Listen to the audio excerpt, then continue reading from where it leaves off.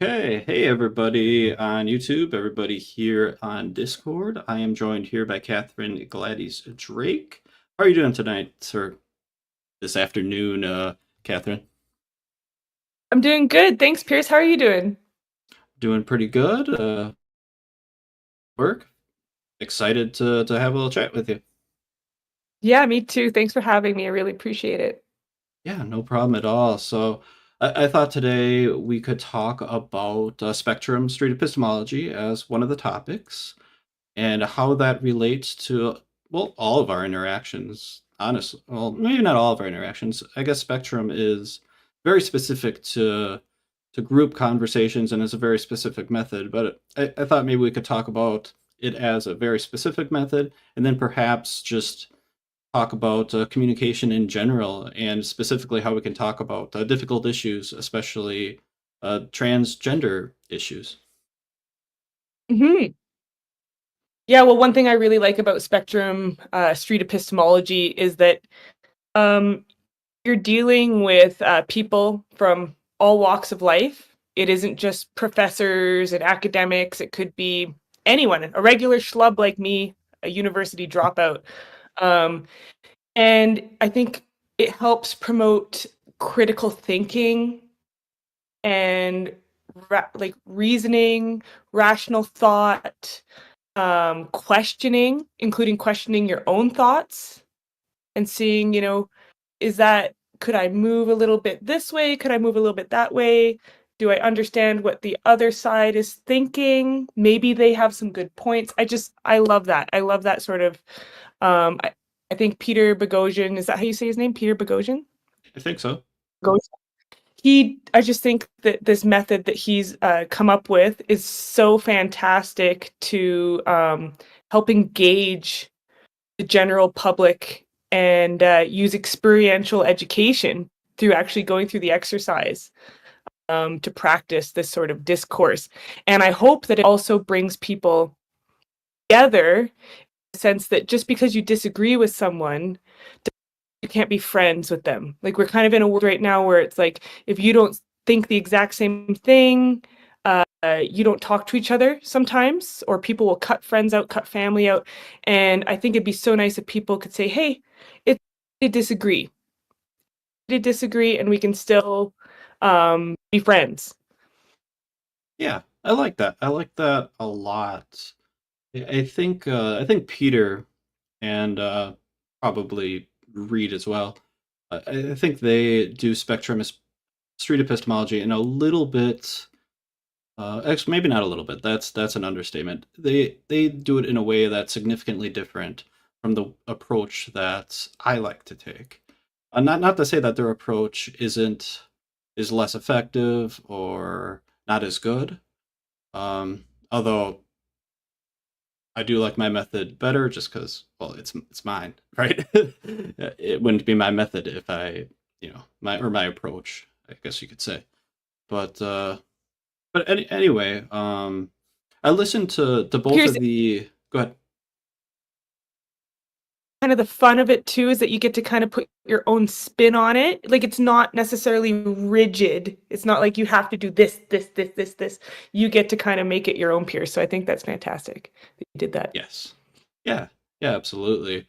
Um, yeah, I think I've definitely put my own spin on it. Um, So I did listen to both of the podcasts. Are we calling them podcasts? I feel like podcast is a real generic term, but I listened to both of those. Conversation. Listen to both of those that you were on, and You kind of told the same stories. I think, and they were really interesting. And I mean, I'm wondering, is there? Well, do you want to tell one of the stories from that, just so everybody else who's watching is up to speed? Yeah, and I'll just quickly let people know where they can see these. One is the Dangerous Speech podcast. Just look up Kathy Drake. One is Moms Against the Norm with Emily Duggan. She's the woman who told Trudeau to get the F out of BC. That's so Moms Against the Norm podcast. Dr. Frances Widdowson, I talked with her prior to talking about these stories, but it interconnects. So that's on the rational space disputations. And then recently I wrote an article for the Society of Academic Freedom and Scholarship. So if you go there, their most recent newsletter, you can see the stories in print form there. And so basically one of these stories, I guess, would be having a private conversation in a pub. This was after doing Spectrum Street Epistemology with Dr. Frances Widdowson at Mount Royal University. And she had left early, and I was sitting with one of the other participants and another professor who had sat down with us after. And this transgender identifying person came and sat down with us. And totally fine. Like, I had no issues with that. Like, everybody welcome, come sit down, hang out. But he identified as a woman, and he began to dominate the conversation and talk about himself, talk about transgenderism, even though we were just, shooting the shit, keeping it light, whatever, prior to that. And at one point in time, he said that he always felt like a woman. And I looked at him and I said, being a woman isn't a feeling. To me, as a woman, that's really offensive to say. I didn't say this part, but this is kind of the background in my mind. It's so offensive. For me, it's like stolen valor. It's like, you have no idea what it's like to be a woman. It's a biological reality. It's not a costume. It's not a feeling. So I said that to him. That was the first thing that I said that was highly offensive. He was really done up and he'd had a bunch of surgery.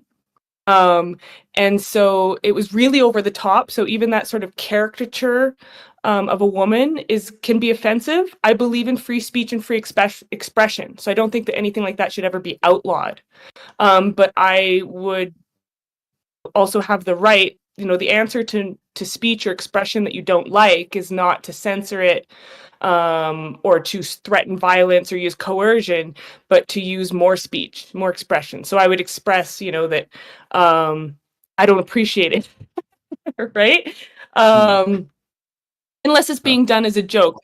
I like drag queens that see it as a joke, and I've learned a lot of my favorite makeup techniques from drag queens who understand that they are indeed men dressing up as women in adult sort of scenarios, not to read books to children. So I said to him, and this is true, he had a very lovely bone structure. And I could see that underneath all of this, that he was, to me, an objectively gorgeous man, like absolutely drop dead gorgeous. And it hurt my heart that he was trying to be something that he's not and putting all this effort and money into it, and that he expects everybody has to play along with him, and that it's such a focus of his life that that's the first thing he has to talk about when he meets new people. And I said to him, I think you're a very handsome man. Underneath all this, you're a very handsome man. And he goes, do you know how offensive that is? And I was like, freedom of speech is the right to offend. I don't really care. And he's like, what if I said you look like a man? And I was just like whatever, doesn't bother me. And he started crying in a very performative way that was like a parody of himself. It was an incredibly offensive performance of what he thinks a woman behaves like. And I was just like, whatever, I'm just going to ignore that, having being a mother, having children who have a tantrum. I was just like, okay, whatever. I'm not going to get emotionally wrapped into that, because this whole transgender thing seems to weaponize women's emotional faculties for compassion and nurturing, right? He's a grown man. He's not a child that fell and scraped his knee. He doesn't need any of my compassion. Sorry. And so he moves over to another table, and I'm hanging out, and the professor gets up, and the professor goes you went too far. And I was like, okay, whatever. I don't care about what your opinion is on this either.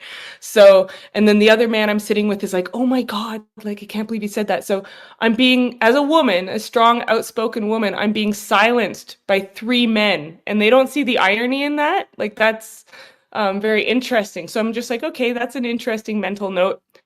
And then my friend who I met that day through the Spectrum Street Epistemology is finishing his beer, and we're chatting, and then we get up and he says, "Hey, let's go over to the table that those people are sitting at now, the transgender person and the professor, and let's say goodbye, just so that we know that there's nothing, no hard feelings about all of this."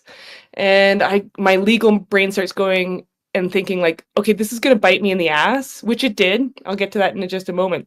So when I approached the table, I followed my friend who told me to go over there. I wasn't like leading the charge with like negative body language, and you'd be able to see on all of the cameras that my body language was very sort of like, should I approach, looking for any sort of signals from him that he would be like, no, like get out of here. If there was any sort of signals like that, I would have left him alone.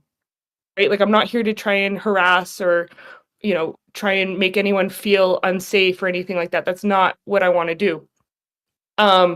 So I approach and he opens up the conversation again. He starts talking to me. So if he didn't want me there, as the complaint from Mount Royal University that I got in an email saying I was threatening and dangerous and harassing, if I actually was, he would have said he would have set a boundary. Instead, he opened the conversation again. He explained that he spent a lot of money. He saw my Jeep keychain and he said, "Do you know how much money I've spent to look like this? I could have bought another Jeep. I like Jeeping too."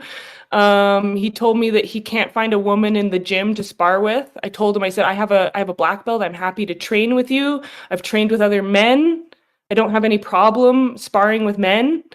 If you need someone to train with, I was like, there's no hard feelings. And I just said, just know though, that if you have me as a friend, and I'm happy to be your friend if you need a friend, that I am never going to lie to you. I'm always going to tell you what I believe is to be the truth. And I'll say it once and then I'll drop it and never talk about it again. And I told him that I have other transgender friends that I have said I don't think that they look like women and I don't think that they are women. We talk about it. It's dropped and we move on with our lives and we joke about things and shoot the shit and stay in touch and hang out and everything's fine. And they just know what I actually think, which is kind of nice. Like I feel like it's more disrespectful to not tell someone what you actually think and try and lie to them, or that's what I would do to someone that I don't respect, that I would like.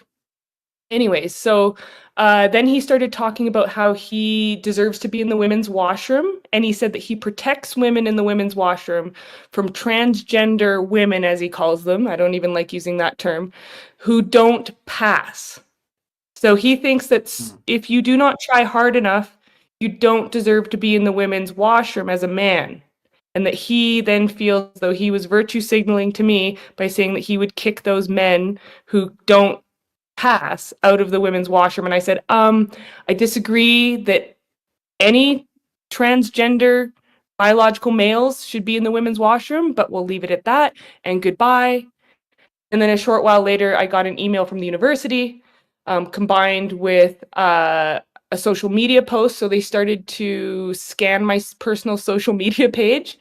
And they said that I was threatening and harassing. And then they made me check in and out with security 15 minutes before my course and 15 minutes after my course, and I had to not be on campus outside of those times. Okay. Yep, I'm familiar with the story. It was a nice refresher for me, and obviously new to anybody who's watching. Yeah, that is that's an interesting scenario. You had just gotten done with Spectrum Street Epistemology. So very nice. I like that you guys are out there practicing that with Mrs. Widowson. Is that am I pronouncing that right? Yeah, Dr. Frances Widowson, and Yeah. we have one coming up as well on this topic. So the next Spectrum Street Epistemology session will be at Mount Royal University through the West Gate. You can get a hold of me on my X account. And or send a message to Pierce. He can give you my email or something like that if you want to be involved, or just show up 1 p.m. on the 28th of February in the West Gate, right in front of the security office, if you need a landmark. So that's going to be on, is it fair? The claim is it's not fair that transgender people who identify as women, who are males, don't get to participate in women's sports. The new legislation that the Alberta government has passed, and this is in response to 3 professors at Mount Royal University who wrote an article claiming that it's not fair. And so also, if you believe that it's not fair, we want your opinion too. We want you to come out there and have your voice heard as well. We have any sort of point of view is welcome to agree or disagree slightly or extremely so, or stay neutral somehow on those mats. You get to participate, and so everybody's welcome. Excellent. Yeah, glad to hear that you'll be out there. Um, what I was going to ask was, so you just gotten done with the Spectrum essay. You're in the pub. Um, did it ever cross your mind to try to use some of the techniques from the Spectrum Street Epistemology and apply it to that situation, to that conversation? Um, I suppose I could have done that, but I was fed up. Mm, Like, I'm so fatigued at this point. I just wanted to get straight to the punch. I didn't want to skirt and jump and hop around, well, using the Socratic method and that sort of thing, to say, well, why do you think that feeling like a woman makes you a woman? You know, I just wanted to like signal exactly where I stood on that hard line, mm, but in a friendly way, not in a like, if you disagree with me, it's like, okay, you get to disagree with me. That's fine. There won't be any sort of consequences for disagreeing with me. Whereas on his end, if you disagree with him, like, I was gonna be a boiled turkey either way, in the sense that he has the backing of these ideologues who have entrenched themselves within the power structures of the university institutionally. So he has the backing, knowing that if you disagree with him, he gets to file complaints against you and call you threatening and harassing. So I could have done that, but I also, in the like respective time I had left, and I was also exhausted from doing that method extensively from the sure. session. So yeah, I just wanted Mm, to like get it out there. Like, if it was, I guess it was participating in that regard, that let's say the claim is made, being a woman is a feeling, boom, I mhm. moved to the mat, strongly disagree, and made that clear, right? Okay. Yeah. Yeah. So you might have been on the interlocutor side and you were kind of voicing your opinion rather than asking the questions in that particular scenario. Hmm. I'm wondering what your maybe there was no goal, but was there a goal of that conversation? Were you trying to achieve anything? Um, for one, I wanted to burst his bubble, because I think he's used to everyone kissing his ass, for lack of a better term. Like, I think he's used to everybody. Everybody Um, validating. yes. And so I just wanted to be like, I'm not going to do that. Straight out of the Mm, gate, I'm not going to do that. That's my goal, is to let you know that I'm not playing along. And it's also the goal, like, as far as having a goal, if let's say someone continually beat you over the head with a 2x4 telling you that you have to say the sky is green, would be no goal in declaring that the sky is blue, other than to just declare the truth itself. So I just wanted mm, to declare the truth. um, okay. And I'm just And gonna. I also just wanted to also exercise free speech, right? Like, my t-shirt, I'm going to quickly show you my t-shirt. It says free speech more important than your feelings. Mm, Right. So I just wanted to, this was an area where it seems as though people self-censor or are institutionally censored. And so I wanted to, since he breached the subject and he came into my space, my table, and started, proselytizing, I mhm. found an opportunity to state what I believe is the truth. Okay. Yeah, I think I understand that. I just want to disclose before I go any further that kind of my goal in this conversation we're having, you and I, uh, is, and this is a goal that I have, like with everybody I speak with, or at least many people I speak with, is to talk about how we can have better dialogue and how we can communicate more effectively. Um, so if with regards to this conversation, that's kind of where I'm at. I just want to, um, if you learn from me, that's great. If I learn from you, that's great. Um, but that's kind of my angle. That's what I like to discuss, and hopefully try to figure out how we can communicate our ideas to others and how we can explore others' epistemology, um, in a way that hopefully we can get down to the roots of the matter. I guess with that being said, are you okay continuing with my goal of the Yeah, I conversation in love mind? that. Okay. I think I just learned something right there, like, consider this approach. Consider using this approach in all my interactions. I'm gonna try that hat on, Pierce, and I'm gonna think of you and be like, remind myself, try that hat on. So the next time this sort of thing sort of happens, I am going to try using the Socratic method, using the Street Epistemology sort of methodology in my next conversation. So thank you, Pierce. Appreciate that. If this conversation were to end right here, which I hope it doesn't, but if it were, man, I'm a happy camper right now. I'm so happy with that. I'm glad you are considering, taking that perspective. I appreciate that. Mhm. So kind of bouncing back to the conversation in the pub. Um, is there anything you can think of that you could have done differently that would have, besides going full out SE mode? Um, is there anything else that could have potentially made it so it didn't get so intense and crazy? And um, I mean, with still voicing your what you believe is true. I'm not sure because I've done the same thing, as I said, with other transgender people, men who believe that they are women, and I burst their bubble, and I've had other reactions where they actually become incredibly grateful and Mm. stay in touch and want to chat on a regular basis and chat about all sorts of things and just be friends. And they, I talked to one of my transgender friends and told him immediately, like the day, I'm like, I made a transgender person cry today. This is what happened. He was like the first person I told, and he was like, honestly, he's like, I think it was a good thing you did that. So I don't Mhm. know if there would be, because he said that, being able to have a different point of view and not just everyone always validate you.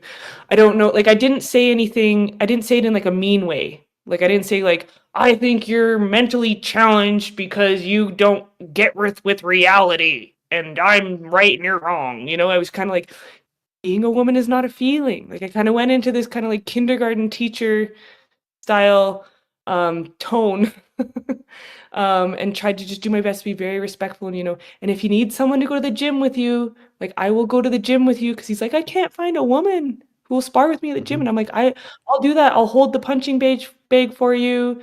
Like I can even take a hit. Like it doesn't matter. Like I'm there to, if you're alone in the gym, I'm happy to do that. So I felt like I tried to let him know and signal in every single way, including the fact that I would spend time with him in the future, doing something that no other woman, that he couldn't find any other woman to do, that I was willing to step up and spend my time doing that with him.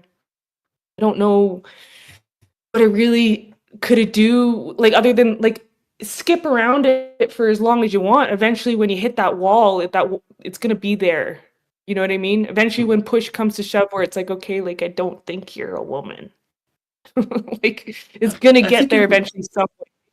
I think you might have said it right there, and I think it's I think that statement right there. I think that can really open up a dialogue. I mean, I could be wrong. Maybe it would have went down the same exact route either way, but I I think said I said, I think you're a very handsome man. So I did say that. I said, I you did say think it in you're there. very, Yeah, yeah. like I I imagine said, if there might be a significant difference, and this seems very insignificant, but I think when we're hearing it, it might be significant, and the difference is right here. Like, um, you're a man, you're not a woman, um, right? You can make that statement, and it's very declarative. It's final. It's just like boom, that's the law. You're stating it kind of like as if it's a fundamental truth, and perhaps it is.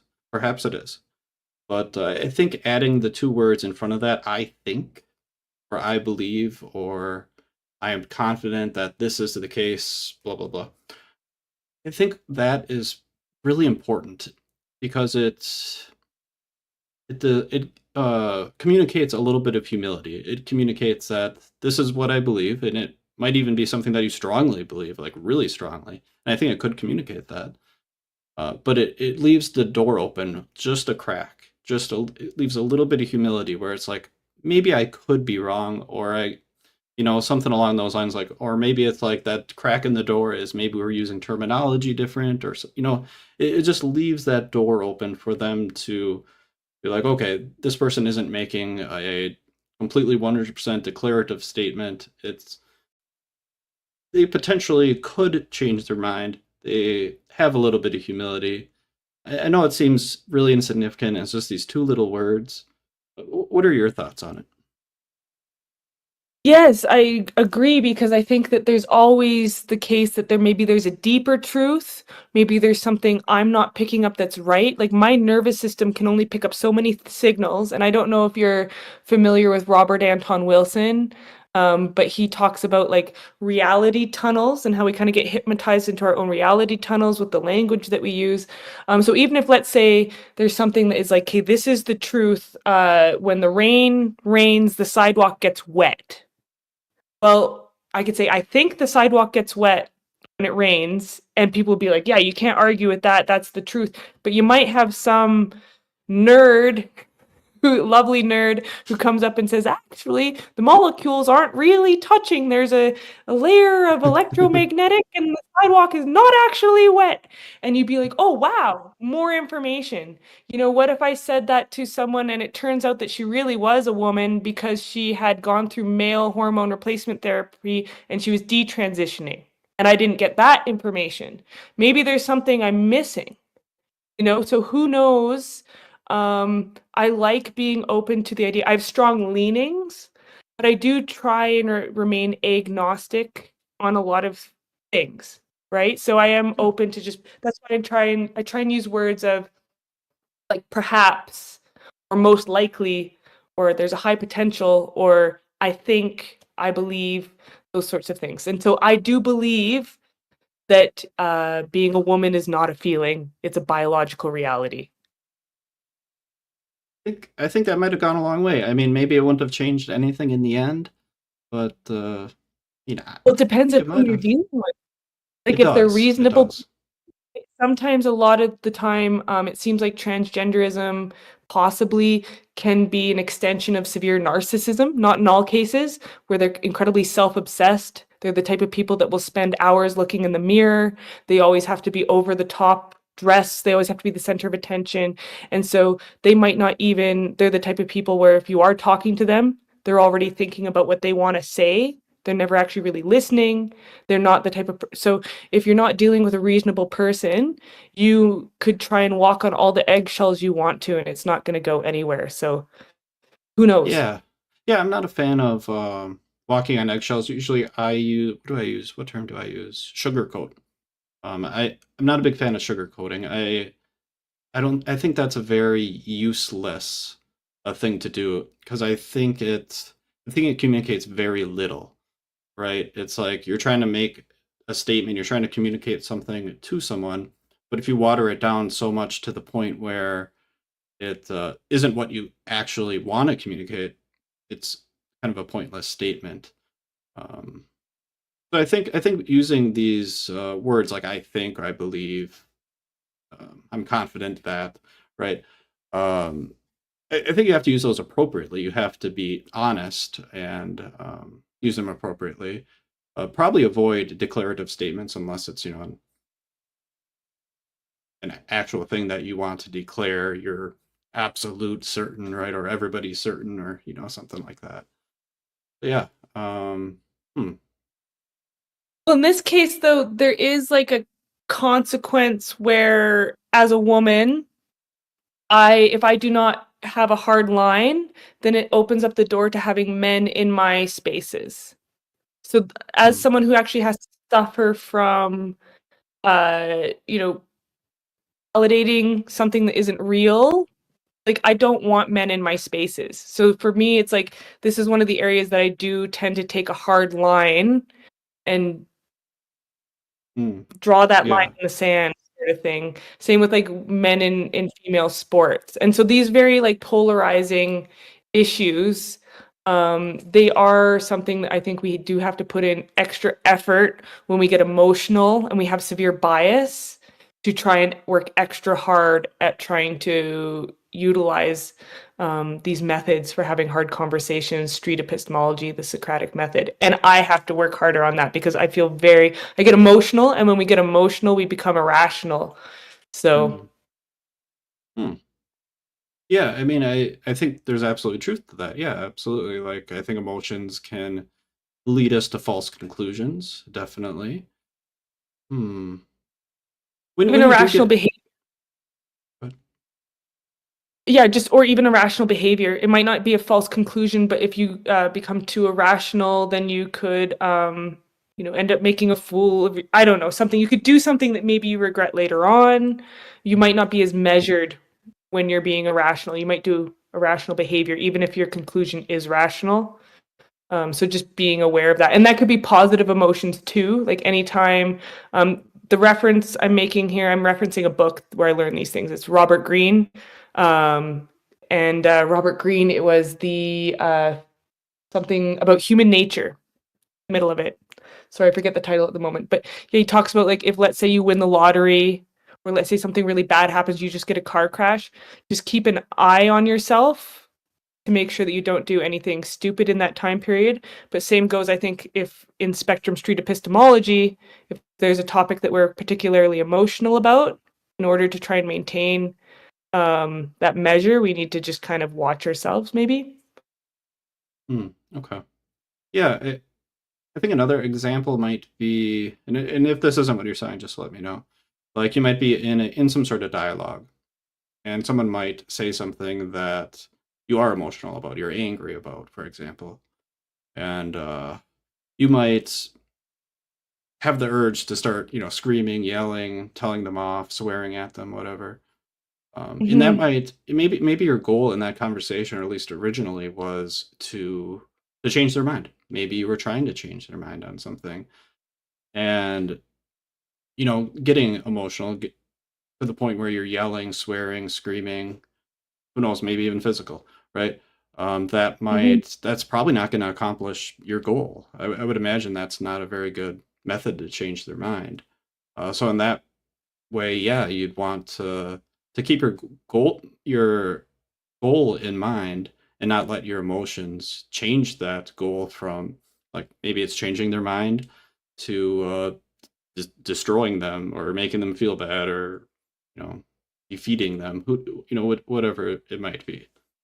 Is that kind of what you were saying? Right. Yes, and also, to extend to that, once you've practiced that self-control and realize that being louder doesn't make you correct either, Mhm. um, then practice the listening. Even if it's like, I hate this person, or like, I don't like their opinion. Separate the opinion from the person too, and just say, I don't like this opinion. And then see if you can, even if you despise the opinion, you think they're absolutely wrong, you think they're insane, crazy, try and practice listening as an exercise to see if maybe there is something I'm missing. Maybe like just have a little bit of self-doubt to say, what, like, could I learn something from this person, and try and listen even more. I love I that. don't know if that makes Yeah, yeah. absolutely. Yeah. Yeah, I think that's what I'd describe as humility, right? I could be mistaken. Let's hear them out. Let's see what they have to say. And if something doesn't quite make sense, I can ask, right? I can ask, like, hey, this doesn't really make sense. Can you explain this part to me? Or you can ask a hypothetical, or whatever you might do in street epistemology. But yeah, I love that. I really, really love that. And I think that's something I try to live by. Yeah, I I experienced this recently on X Spaces. I was co-hosting a flat Earth space as a globist, Okay. and I was getting yelled at by the people in the audience, and I kept letting them back up, and I was trying to do my best to listen, but yeah, they kept screaming at me, and I was just like, I Mm, don't understand how I can even hear your arguments because I just shut down. mm. Just like there's this wall. It's like whoa, like everything they say starts sounding like the Charlie Brown teacher, like wah wah wah wah wah. Can't. So, Yeah, and I do want to know what their arguments are, even if I'm a globist. I'm a brainwashed globist, guys. I went to the Space Museum. that's funny that you have that mug and you're talking about that. That's awesome. Yeah, Yeah, there was I real think Apollo attacks there. I was very sorry. It was very exciting. I think it's so important that to recognize that in oneself, right? When you're shutting down and you aren't able to hear the other people.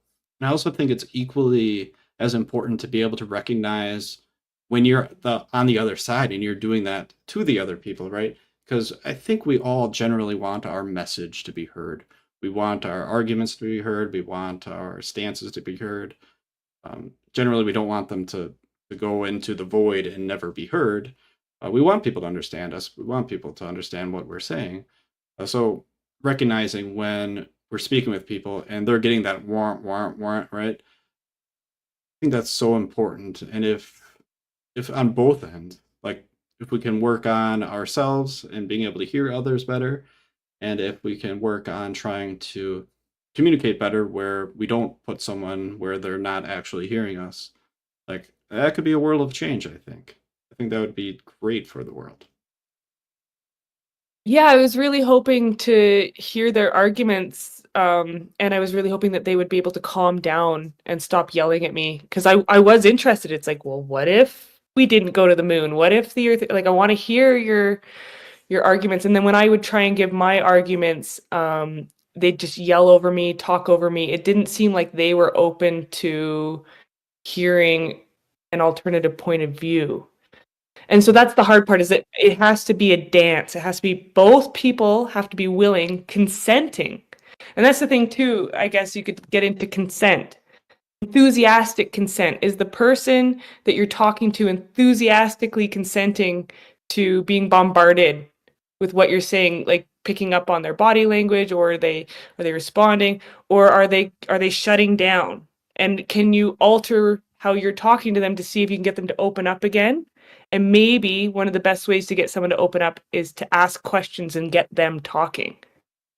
Bingo. I was about to say that. I was about to quote Marshall Rosenberg. He's the author of Nonviolent Communication. He once said, what was it now? I think it was like, listen. I can't quote it exactly, but the gist of it is listen prior to being heard. um, Hear before being heard, something like that. But the gist of it is like ask them about themselves, ask them what they believe before trying to communicate what you believe in those situations. If they're willing to hear you, then yeah, absolutely, go ahead, speak your mind, but with consent maybe. Um, but yeah, in those situations, I find it really valuable to hear them out first before telling them what you believe, and that can really calm someone down. Um, and you don't even have to validate them; you just have to hear them, actively listen, Mhm. repeat back what they're saying, and people typically enjoy that. It's interesting too. Like I find it very interesting that there's people who think the Earth is flat. Like I got a whole bunch of people being like, "Why would you go into that room and co-host that room?" And I'm like, "Because this is weird. Like this is interesting that there's people who believe something that I think is absurd. That how interesting is that? Let's be curious about that, you know? Yeah, Maybe yeah, absolutely, if we approach people with curiosity and be like, why do they think that? absolutely. I love it. Yeah, I've done the same thing, not on X, but on Discord, and it's an interesting time. It's a very very interesting time. um, You I did what do you get do when you What do you do when you come across people who you can tell though that they don't like listening, they love being heard, and they seem to be 100% confident in all of their assertions? How do you approach that? You talk about the confidence itself. It's at that point, it's probably not so important to talk about the actual belief. It's more important to talk about, should we be confident, 100% confident in anything? What could we look at to become 100% confident? Not specifically this, but anything. Or to talk about, like, let's say Julie is 100% confident that the Earth is flat. Like, you think Julie should be at that 100% confidence? Right. So that's the direction I would go. Should I be 100% confident that the Earth is a globe? Should you? Should I? Oh no! I'm gonna join the flat earthers. Yeah. Okay, I'll be slightly skeptical of that now. Be slightly Just for fun. skeptical. Well, I mean, if you want to get pedantic, it technically is imperfect, so it's not a perfect sphere. It's geoidal, right? Yeah, Geoidal, is that the word? something like that. Yes. I don't know. I'm not a scientist. Okay. Is there anything else that you would like to discuss? Well, I mean, the main thing on my mind is the Spectrum Street Epistemology coming up soon with Francis Widdowson on Sure. February 28th. So I am very, very excited about that. What would you suggest I could do as a participant to not as the host? Francis Hmm. Widdowson is going to be the host, but what can I do as a participant to get more out of a Spectrum Street Epistemology session? That's a good question. As a participant, well, I think first and foremost, just honesty. I think honesty is the most important piece of that puzzle. What else?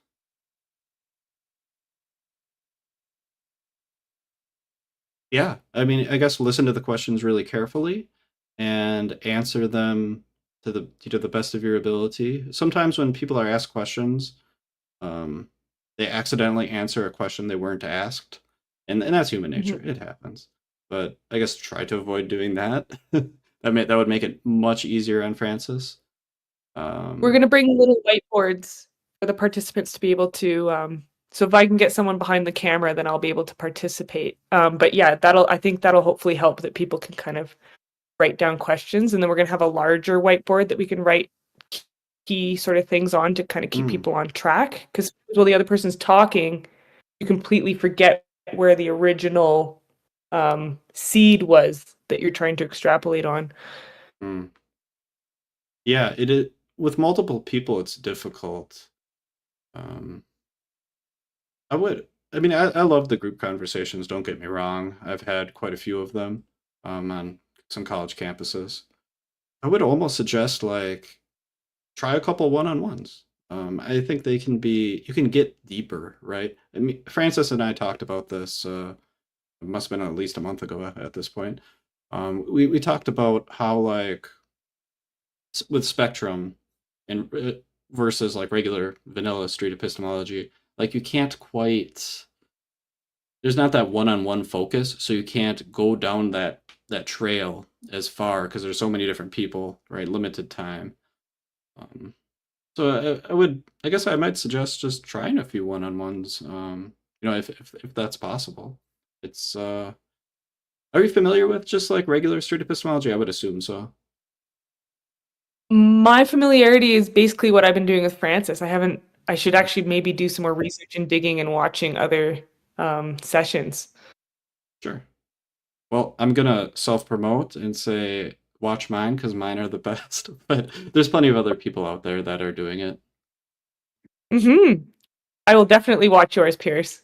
All right, that Excellent. I'm glad sounds good. you're And I'll self promote one more time. Next week I will be talking right in this Discord server, and I'll be also be streaming it to YouTube. I'll be talking with a transgender activist, so that will be another interesting conversation. The topic will be the activism. Is that the word? Anyways, Mhm. on that will be the topic, and how to communicate, of course, as well. And yeah, I'm looking forward to that one. So it's gonna be fun. Um, That'll yeah, be a good contrast to this one. that's what I thought. I was like, this week with Katheryn, next week with that's great. It's like opposites, and I love it. Love it. Getting both sides of the story. Yeah, and if anyone is in the Calgary, Alberta area, please reach out to me if you want to participate on February 28th at 1 p.m. at Mount Royal University in a Spectrum Street Epistemology session. That would be wonderful. Okay. Cool. Do you want to do a if you don't have anything else to add right now, do you want to allow people to come up on stage and ask questions? Sure, yeah, that'd be great. Okay. Let me just change a few settings here to get ready. There we go. All right, if anybody wants to come up on stage, you can raise your hand and can ask away. And just an FYI, I'm streaming on YouTube, so people will be able to see and or hear you.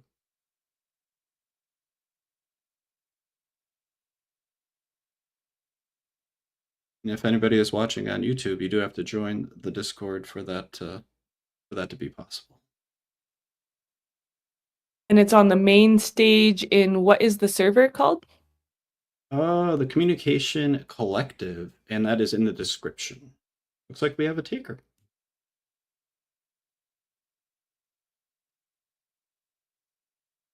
Hello there. My name is Caitlin. My pronouns are she, her.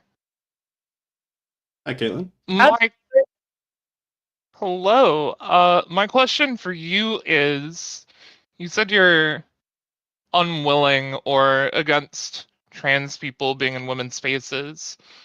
Are you aware how extremely unlikely it is to get assaulted or otherwise hurt by a trans woman in women's spaces, opposed to being assaulted by a cis woman?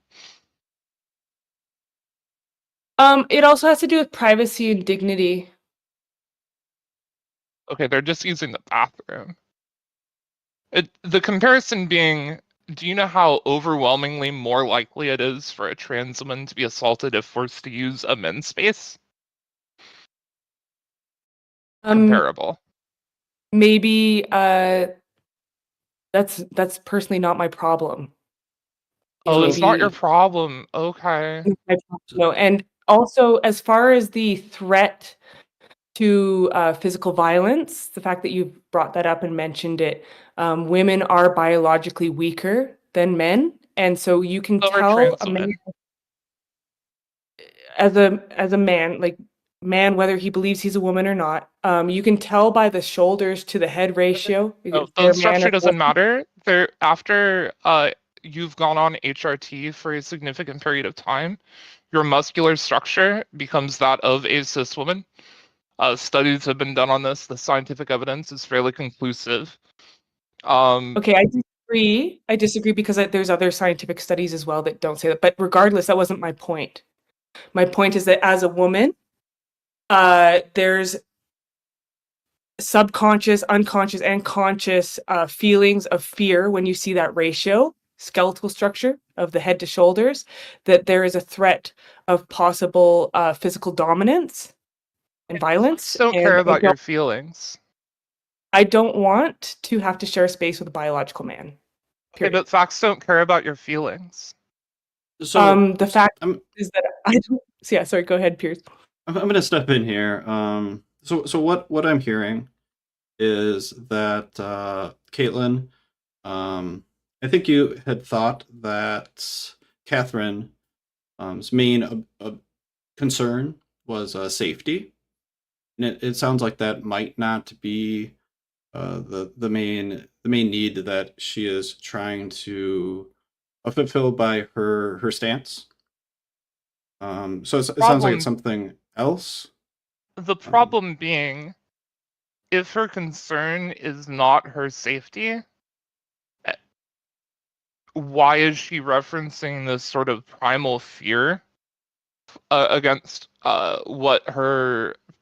against presumed men, even though the scientific evidence is quite clearly against that? The problem is, when you compare this to how much more likely it is for a trans woman to be assaulted or otherwise hurt when being put into a situation where they have to use men's spaces, it shows a complete lack of empathy for other people. My opinion is she doesn't actually care about women's safety at all. She cares that basically she wants to belittle trans women because she sees them lesser than women. Okay, I'm going to translate that into a question that I would ask. And the way I would ask that would be so, Katheryn, I understand that safety might not be the number one reason for your stance on not allowing trans women in women's bathrooms. And I would like to learn more about your main reason for this stance. Let's hear it. Okay, go ahead, Caitlin, if you want to keep going. No, I said sure, let's hear it. I think my mic cut off. Well, safety is a concern, like I said, because men are physically stronger than women, regardless of this claimed science, which I haven't seen myself. I'll have to remain skeptical on that. You have this feeling that if you don't kowtow to these men wearing dresses, that you could be in physical danger in the bathroom. That if you say, hey, I don't want you in the women's bathroom, I don't feel comfortable with you in here, I don't feel comfortable with you in my change room.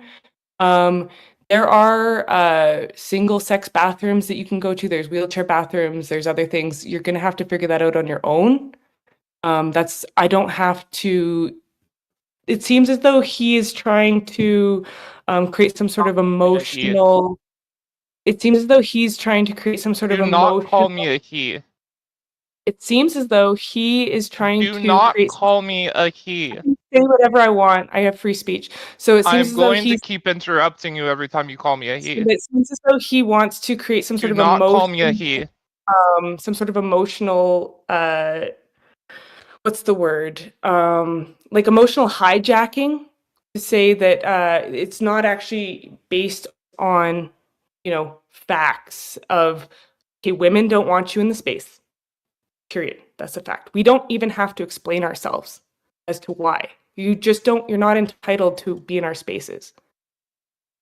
I actually have to explain yourself because pragmatically, We don't. You can just say, we don't spaces. It's a woman-only space, biological women only. We don't have to explain ourselves. You're not entitled to our spaces. Yeah, what about intersex women? Going into examples of extremely low rates of. It's not extremely low at all. It's 1 in 50. I don't think that's true. All right, No. I'm gonna interrupt again. I'm gonna try. One second, please. I just want to give a statistic real quick and I'll let you go. Sure. 1.7% of the human population is intersex. If you cut that in half, roughly 50%. That's not 50%. No. What, like 50% of the 1.7%. We're talking 1 in 50 people born is intersex. Of the population of the Earth, 8 billion people. I don't think that math lines up. I don't think that math lines up. I'm sorry, you can't do math. Let me finish. What that amounts to, out of 8 billion people on Earth, is 400 million people, the population of Russia. That is how many intersex people there are. I'd have to look into these statistics myself. Well, I can give you the studies, ma'am. okay, cool. I'm not going to take it at face value, and I will look into the methodology of the studies and all sorts of different things. Just because there's a study doesn't mean the information is correct. Okay. Would you guys be comfortable with me, hopefully for just maybe the next 5-10 minutes, attempting to mediate and guide this conversation so it can be a little bit more productive? Would both of you guys be okay with that? Pierce. Sure. Okay, cool. We'll start with Caitlin. How about? So I believe your stance is that trans women should be allowed in women's bathrooms. Sake of And safety. okay, my question would be, why is this important to you? Uh, In regard, why is this important to me? Because it's a human rights issue. Okay. I myself am an intersex woman, despite being disrespected. This is really important to me. I'm not going into go into the specifics of my condition, but I look more No need to. masculine. Uh, Okay. and things are a little bit more ambiguous, such that I get wrapped into this whole thing. Okay. Understood. So you said, And I believe trans women are women. They deserve the same rights as everybody else. They shouldn't be forced into a situation where they are more at risk for the convenience of somebody else. okay. I'm What simply arguing for the pragmatic position, which is the overall safety of all of the individuals involved. I'm going to repeat back what I think I'm hearing, and you can tell me if I got it right or wrong. So I think, so you said you hold that position and it's important to you because of rights, because it should be a right. And I correct me if I'm wrong, I might be reading between the lines too much, but I think this probably boils down to fairness. Is that correct? Somewhat, but not Okay. entirely. What The word would the you main use? if I may elaborate just a little bit further, Okay. I'll only take just a moment. The problem is, that this isn't simply just a women's rights issue. The problem is it's a safety issue.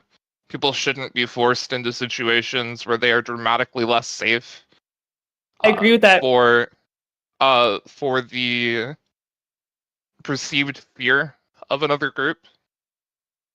Unfortunately, it is the case that trans women are significantly more likely to be assaulted in men's spaces. And it also is the case that gender neutral spaces are not always available everywhere. Typically they're not, actually. Okay. Okay. I think I understand better now. I think it's more about safety for you than it is necessarily about fairness, but fairness might also be a factor. I think that's what you're saying, right? Yes. Okay. Okay. All right, Katheryn, I'm going to ask you the same question. You believe that trans women should not be allowed in women's bathrooms. Why is this important to you?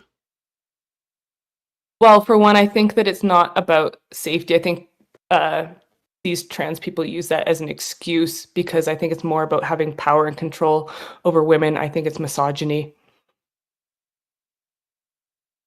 And I'm just I'm asking you to open up and be vulnerable. That's kind of was my request here, my underlying request. Like, why is this so important to you? Because in a women's space, it's quite jarring and shocking when you see a biological male. It doesn't feel comfortable at all. It's not something that is pleasant to experience, especially if you have been sexually abused, sexually assaulted, raped by men. Maybe you've been in a relationship where you've been beaten by a man. any of those sorts of things. It doesn't, to see that profile, the shoulder to head ratio, you don't want to have to deal with it. There's no cameras in bathrooms, there's no security cameras to back up what happens in a women's bathroom or change room. And so it's just something that's just, there's this peace of mind, just knowing that there are no biological men in there, especially when you are in a state of undress to do your business or change to go swimming or the gym or whatever it is. Just knowing that in those very vulnerable stages of undress, that you are not going to have a biological male in there with you at all, period, regardless of how they identify or what claims they want to make about them not feeling safe, because they are the ones. It's not about human rights, because you don't get extra rights pretending to be the opposite gender. Okay, if we were to strip away all of these truth claims, all of these observations from both of you, rip them away. They don't exist anymore. It sounds like both boil down to perceived safety. At least I think, if I'm understanding both of you correctly, Caitlin, with her stance, is attempting to achieve safety. And Katheryn, with your stance, you're also trying to achieve safety in radically different ways, obviously.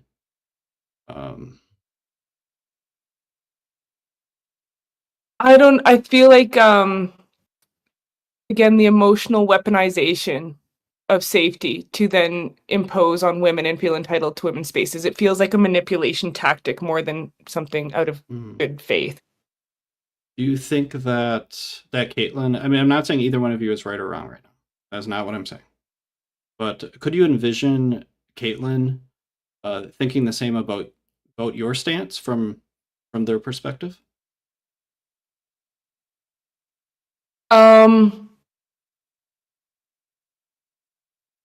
Well, it seems as though my perspective was the status quo. So I can't really see that. It seems as though there's just kind of this unwillingness, like there was no issue with having biological men in the women's washroom just 10 years ago.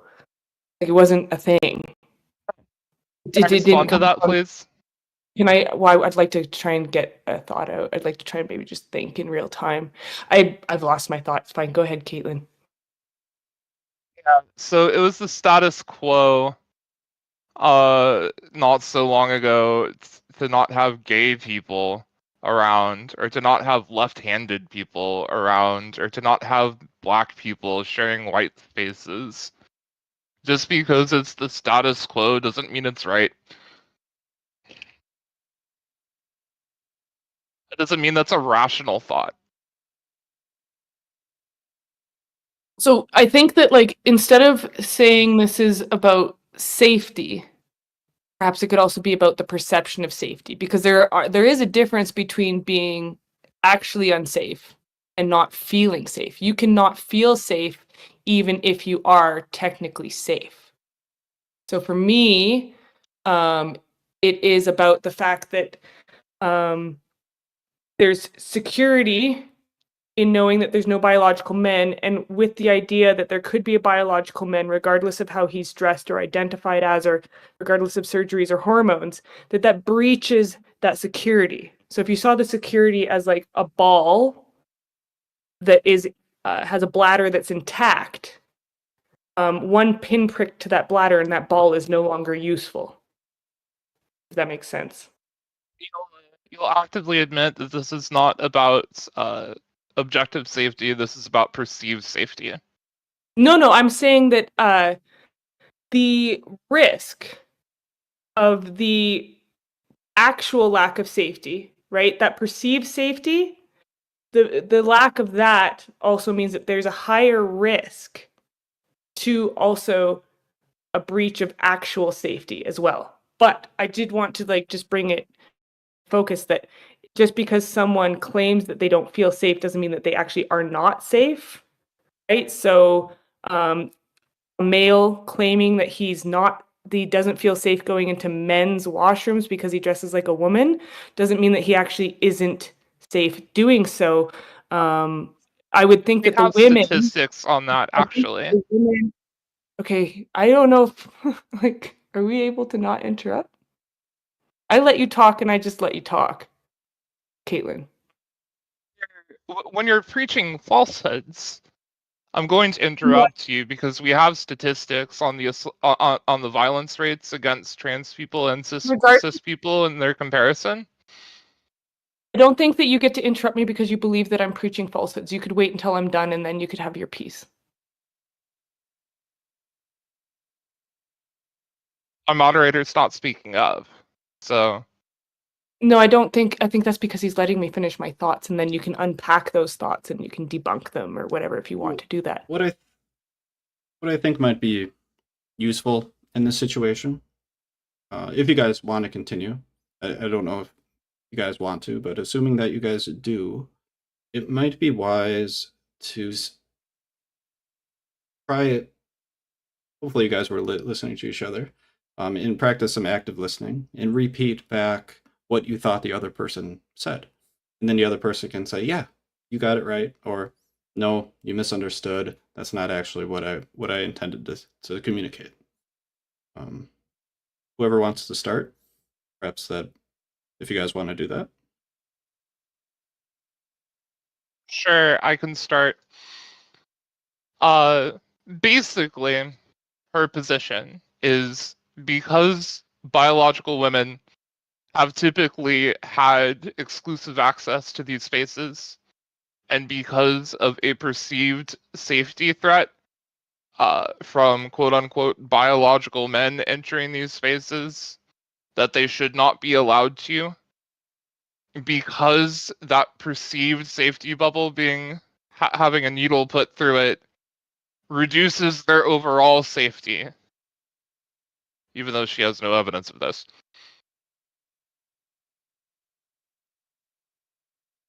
Is that And correct? I also wanted to add that that was fairly correct. And also the dignity aspect, and also the fact that because it is the status quo, like there are allowed like freedom of association as well. Like if we have this static of anxiety in the background, some people might not even go swimming anymore. They might not even go to the gym.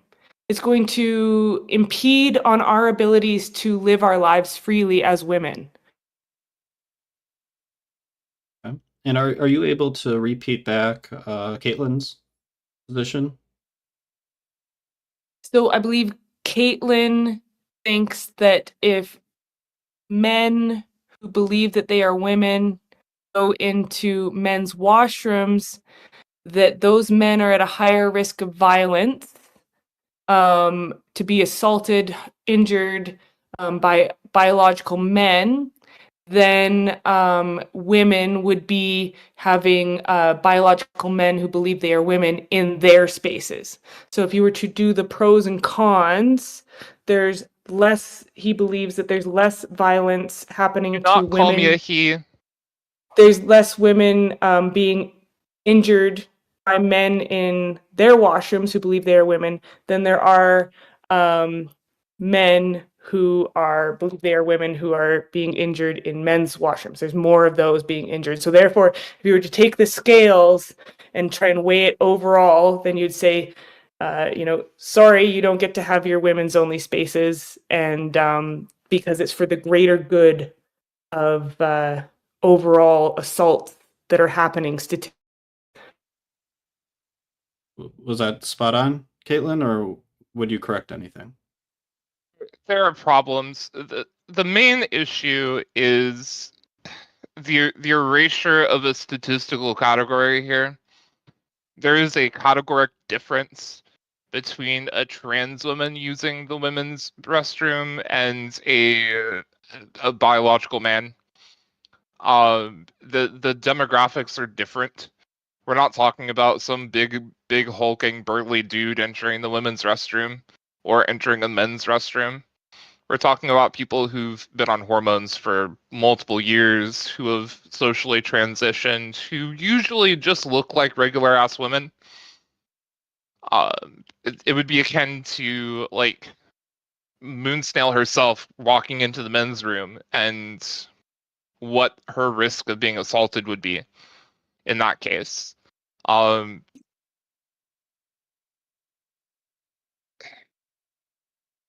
The issue is, and I think I've been talking long enough at this point. I'm going to give somebody else a chance to jump in. Okay. Yeah, But that's fair enough. my closing thoughts on this is I think I've sufficiently shown that her main qualm on the issue is not mainly one of safety, and it is instead mainly one of I got mine, fuck yours. This is about her feelings. She doesn't actually give a crap about the statistics or how likely she is to be assaulted. She just gets the ick and doesn't want us to be safe. Because she doesn't care. Because in her mind, we're not women.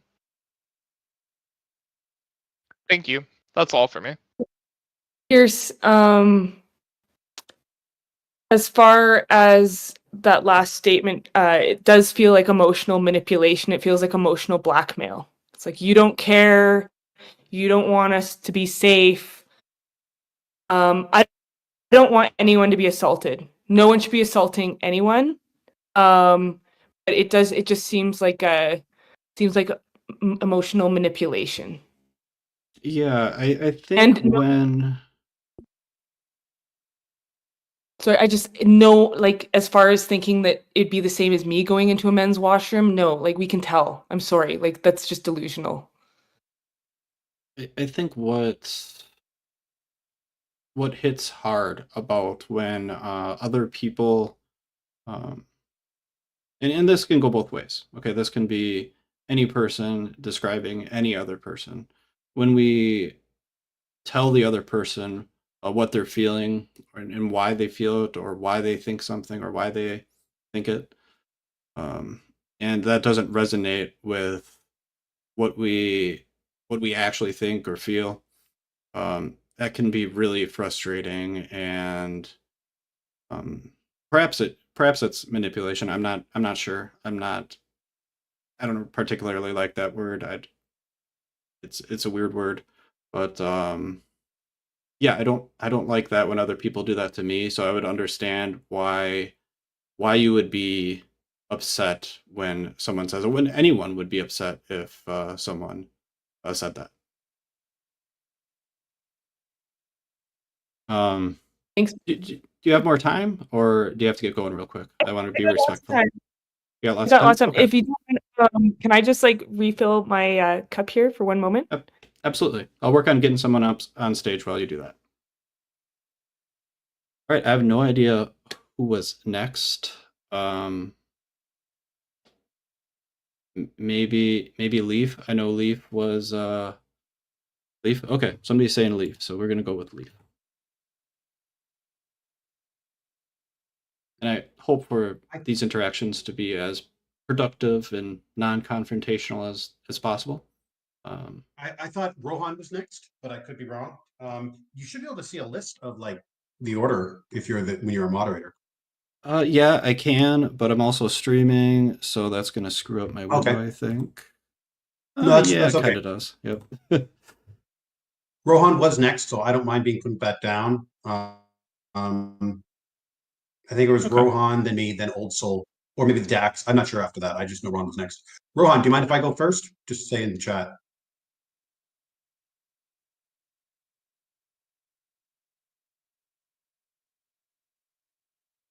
They said okay. Yeah, cool. How's it going, Leaf? Not so long, no talk. Yeah, it's been must be like dozens of minutes at this point, maybe even hundreds.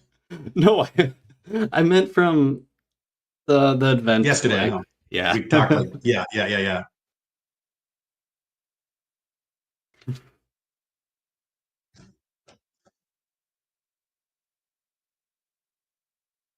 Well, there's the side chat. There's a lot of messages.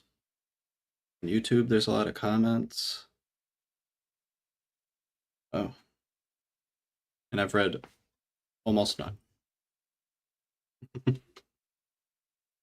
Probably wise. All right, we got How- Leaf up here. Hello. Leaf? Howdy, Leaf. I'm not going to leave. I just got here. Oh, I love it. I like to have fun. I just wanted to ask.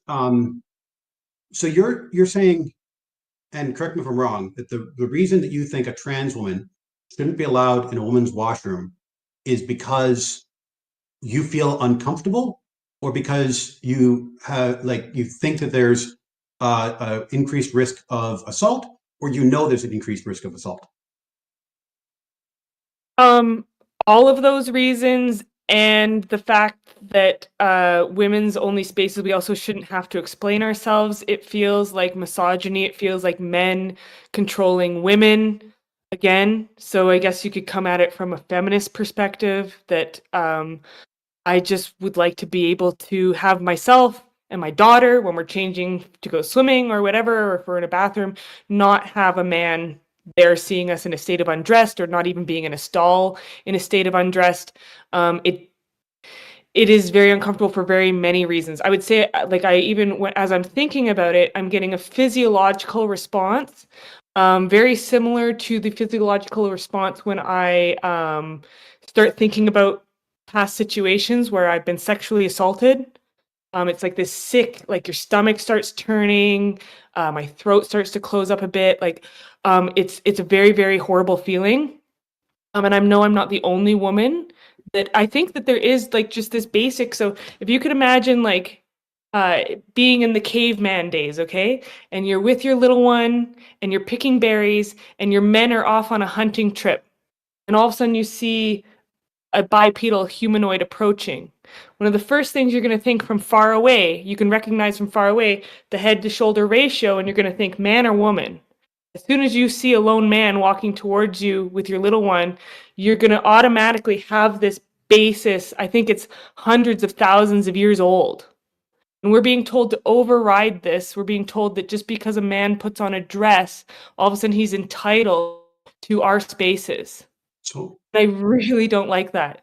So I think, first of all, I would point out the status quo for as long as bathrooms have been gendered is that trans people have been using the bathroom that aligns with their gender identity. So that has been the status quo. It's only recently that it's become more of an issue where laws have been passed to change that. But that has been where trans people have been using the bathroom for years, because if a trans person looks mostly if they pass, for lack of a better word, then they use the bathroom that they pass as, because generally trans people don't really want attention drawn to themselves, my understanding. So they're going to use whatever bathroom they're most comfortable in. It is going to raise the least issues with people around them. And we're going to disagree on whether or not trans women are men. You're calling them men. That's a whole other conversation to have. But putting that aside for a second, I think when it comes to rights, there's kind of two general ways to approach it. One is saying, hey, we grant all rights and people are allowed to do basically everything, and then we restrict things based on necessity, based on demonstrations of harm, or we deny, nobody has any rights, and then we'll grant rights as people make the argument, or as people earn those rights. And my personal approach, and I want to hear what you think just on the subject of rights, is I think that we should kind of grant everything and then limit things based on harm, demonstrations of harm. Because if we go the other way, where we say nobody has any rights and you have to grant rights as you go, if we say, okay, well, nobody has any rights except for whoever's in charge, and we just don't grant other people the right of speech, for example, then they don't get to advocate for their own rights. So when it comes to rights in general, what's your approach? What's the default, I guess? There's a lot to unpack there. So if we could just kind of go through that, and then we'll get to the rights section of it. So saying that the status quo is that transgendered people have been using the bathroom associated with their gender identity since the dawn of time. Well, I don't think that's say that. That was the status quo, is that they've just been getting away with it or whatever. So at gender bathrooms, yes, that's been yeah, what they've been doing. I've talked to transgender people who said that they've actually been assaulted by women in women's bathrooms. So maybe the argument that they're safe in women's bathrooms isn't true either. I didn't say anything about safety. Right. Okay. So, but saying that they get away with it and they've just been using them, I don't know if that's true. I think a lot of the time men have been only dressing up as women in their homes or for drag events. And then other than that, they use the bathroom that they are biologically supposed to be using, and they look like normal men during the day.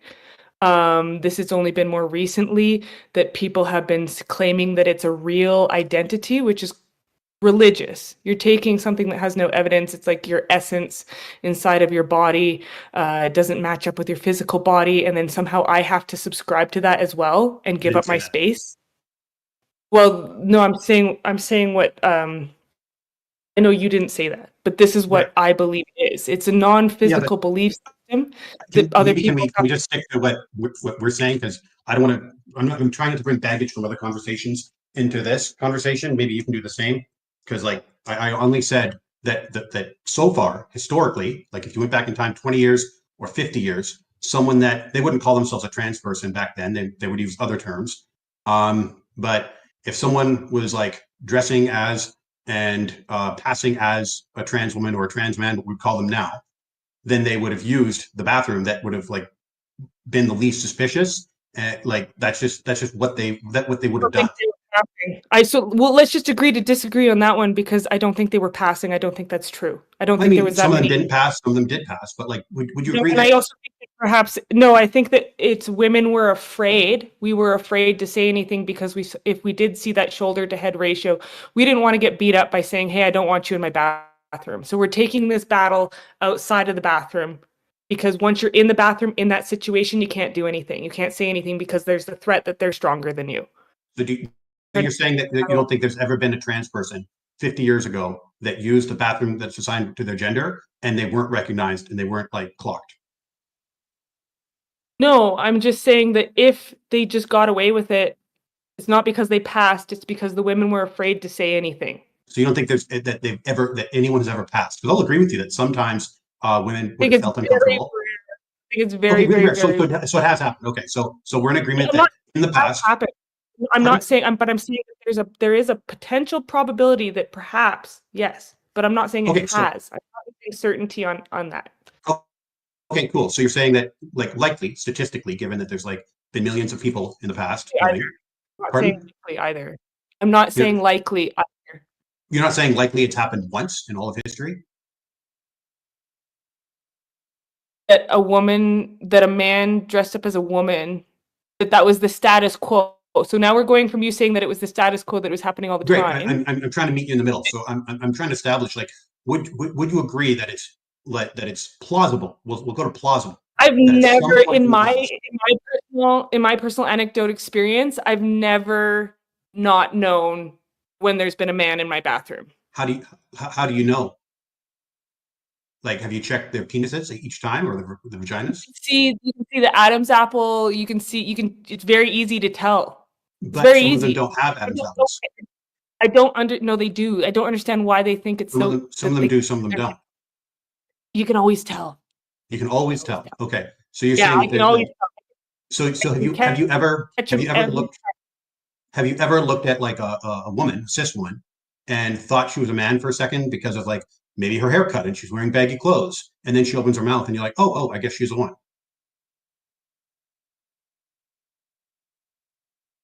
No, I haven't, no.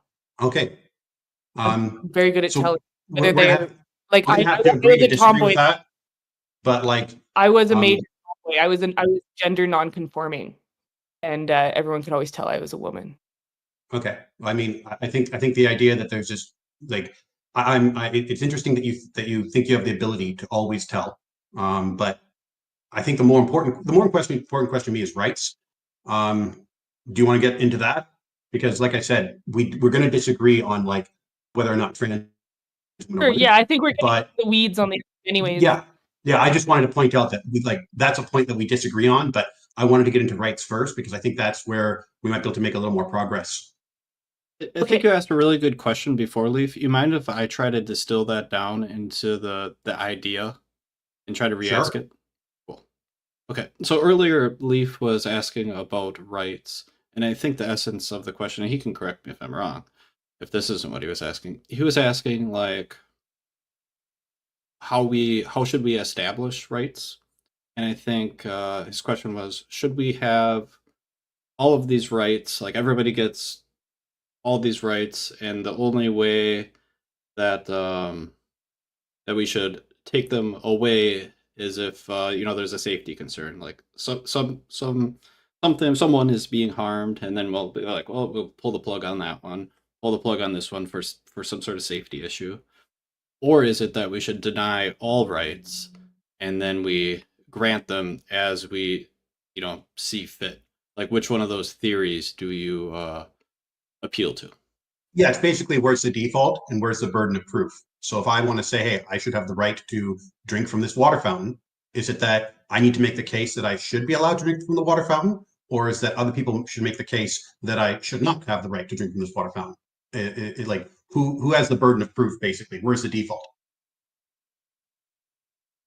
So if you had a right to drink from the water fountain, but then someone said the water is no longer potable, there's been a main break. You said, no, I have a right to drink from this water fountain. And they said, sorry, it's not safe to drink from the water. There's protozoan in the water and you're going to get sick. Then that would be a safety breach and you would no longer be allowed to drink from the water fountain for the sake of your own health. Exactly, yeah. Although I was more talking about, like, if we said, hey, some people can drink from the water fountain and some people can't. And then if we're going to say, hey, some people can because it is safe water, but we're going to say other people can't for some reason, then should we say that I need to make the case why these people can't drink from the water fountain? Or should we say, no, it's okay that they can't, and they need to make a case that they can? Like, where should the default setting be is basically my question for you. Yeah, I don't know. Like, if you have a playground, let's say, that has all sorts of little children at the playground, should there be a default like that a man who is alone without children is able to sit and hang out at the playground and take pictures? Like, yeah, that's his right. That's what I'm asking you. Like, should I don't know. He be allowed? Like, it's not about getting into the situation, right? Like, it's more just on principle. If it should we start the conversation saying, hey, yeah, a man who like hasn't committed any crimes, hasn't been like convicted of anything, and whether he has kids or not, should this playground be a place where anyone is allowed to come into unless we have a reason to exclude them? Or should we say, yeah, we're going to arbitrarily exclude some people, and then if he wants into the playground, he needs to make a case for why he should be allowed, like, we're just going to assume that he's not allowed until then. Like, where should the starting point be? Because if you want to make a case that he shouldn't be allowed because he's a convicted, predator of some sort, then like I think he has the right, but it's being taken away because the case is being made against him. So that would be like I would agree with that. I'm just wondering where your starting point is for rights.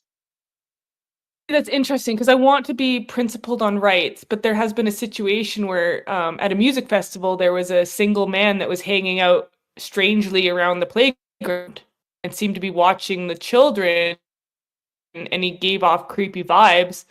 And I went and talked to security and they had him removed, even though it was technically his right to be able to hang out there. So, but, as far as like free speech goes, I'd like to remain very principled on that right. That is a right where it's like, so I believe in freedom of association.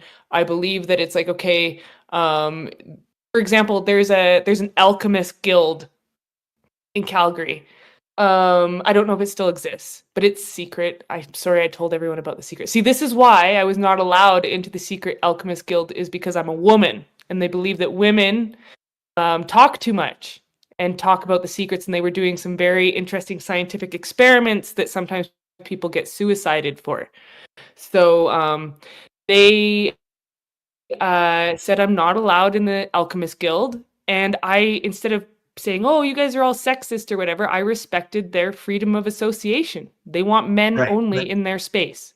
But so if it's like a private club, like that's fine, because like if I have a board game group and I'm inviting people to it, and I say I don't want to invite Pierce because I don't like his beard, not because it's bad, but because it makes me jealous, then like I can do that, right? 100%. But that's like a private club. And so but I'm not even talking about like private clubs. I'm talking about like rights on a Well, we could societal say level. the So it's kind bathroom, of jumping to bathrooms a are different private scope clubs. there. But when I'm not even talking about the bathroom, I'm just speaking in general. Like when you're approaching rights, should we start with saying, yeah, people have the right to do things until that there's like a reason that we should take it away, or should we be able to just like say, hey, some people just don't have certain rights, and then they need to make the case to get the rights. That's my question to you. And if you're not quite sure, Everything is a you thought right. about it. Pardon? Not everything is there's rights and then there's privileges, perhaps, right? Or so like But I'm talking about rights. right, okay, but so am I. I'm just saying Okay. that like it's not necessarily a right to have access to a space. Right. If it's a private space, 100%. But if it's a public space, like a public water fountain, for example. There could be semi-public spaces that would say, sorry, this is for like if let's say it's a daycare and it's a public government funded daycare, and they could say, like I used to go hang out at a play group called Family. If a daycare said, hey, yeah, we're going to allow white students, but we're not, or white kids, we're not going to allow black kids, right? Or let's say that we're not going to allow adults. We're not going to allow adults to hang out. So, for example, there was a play group called Families Matter.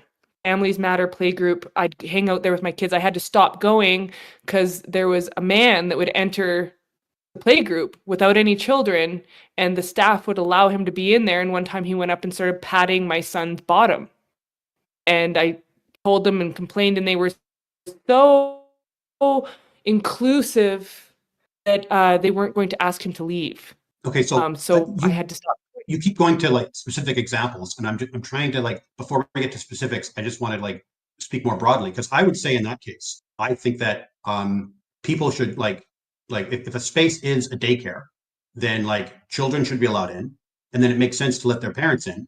And then if we say, hey, like the reason we're not going to let other people in who aren't like, volunteers that work there and who have been like, criminally had their background checked, or parents picking up and dropping off their kids, is for child safety, because like we're not going to let strangers just like in and like to touch people's kids. So like I think in that case we're saying, yeah, you have the right, and we're taking away that right to enter that space for this argument. And I think we're making that argument. So it like, I'm not going to say it sounds like you agree with me, but like that scenario you just said is 100% compatible with my starting point, where we're starting with people having the right to enter spaces, or having rights in general. And then in that case, we're limiting rights for specific reasons, and we're giving a reason. Well, I don't think he should have had the right in the first place. Right, I don't think that there should have been allowed. I'm agreeing with you that like in that case, like we don't even have to give a specific example. Just in principle, if we have a space where it's a daycare for kids, and kids are coming in and being watched by adults who have been hired or and screened and had a background check, then if you're not picking up and dropping off your kid, and you're not working for there and like have passed that background check, we're not going to let you in because child safety. I think that's a great reason to not let people in. This was a drop-in play group, so anyone could come and go with their children, but they didn't have any set rules saying that you cannot. What's a drop-in play group? So they have like set scheduled times, and you can show up anytime within that set scheduled time with your children to play. It was run through Child Services and a not-for-profit like NGO. So the Child Services would provide kind of the extra staffing and the money from the government to help run it, and then the NGO was it a house donation. Or was it? So it was actually located. Sometimes they would do it in a school. Sometimes they'd rent spaces in different places. This one, they rented a room on the floor above the Child Services offices because that's where they were able to get it. And so this guy who would just come in, he was the janitor in the building. And so he would just come in and start hanging out with the children. And I didn't think he should have been So you think that because he didn't have any business being there, and were the people that were running the thing, like, did they have background checks and stuff done? The people who were running it were all social service workers. So they would have had background checks and stuff, and they were qualified.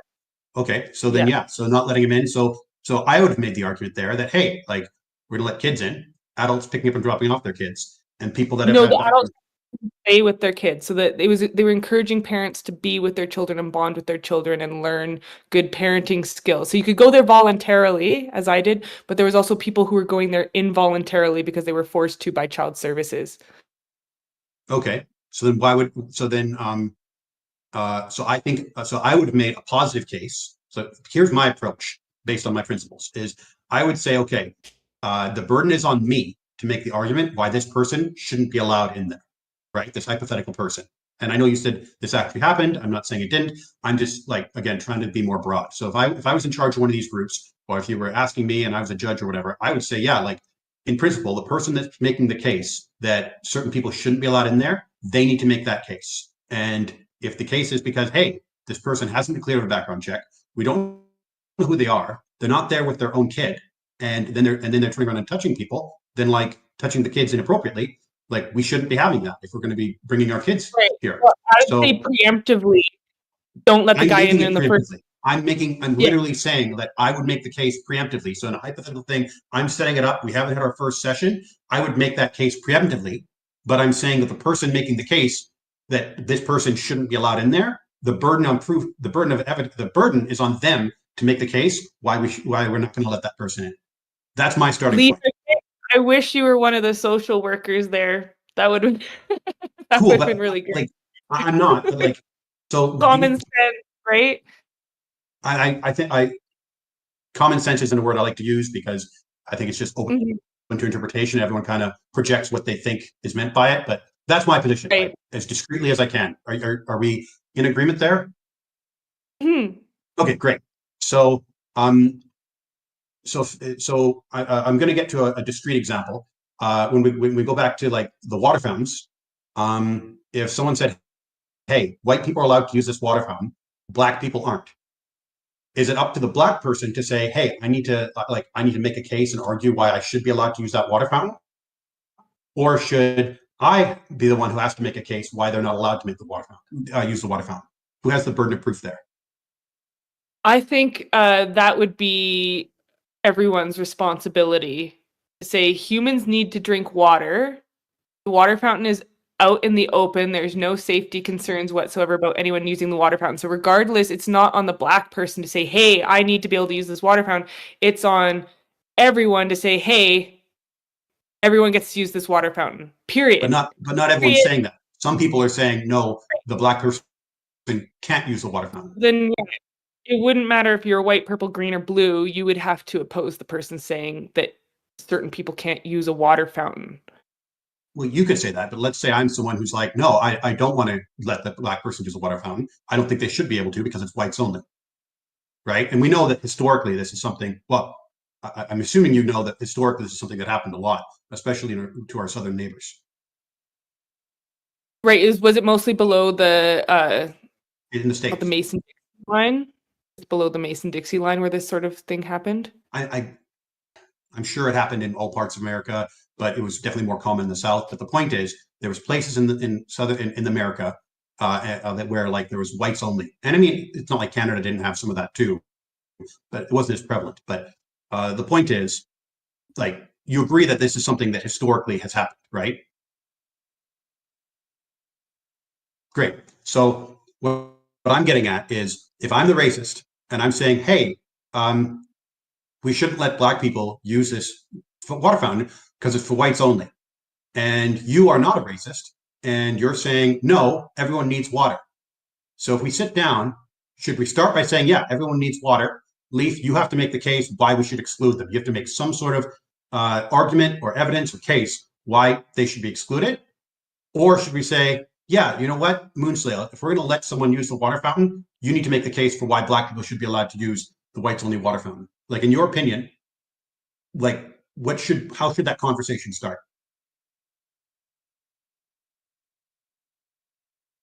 That's very interesting because, this isn't something I've ever had to face living in the day and age and location that I'm at. Trying to debate why people should have access to a water fountain seems to be very cut and dry, and it doesn't involve, I don't know, like, I don't think it's a good analogy for, It's not an analogy for anything. I'm just like trying to like I'm just using that as an example to see it, to show that like my starting point of saying rights should be like granted, and the person who's taking away a right, such as the right of Black people to use that water fountain, they need to make the case. That's my position. So I'm wondering if you would join me and say, yeah, if someone's saying, hey, Black people should not be allowed to use this water fountain arbitrarily because of their Blackness, then you have to. Then I'm the one who needs to make the case that they shouldn't be allowed to use the water fountain. Or if you'd say, like, no, the person who's saying they should be allowed to use the water fountain needs to make the case.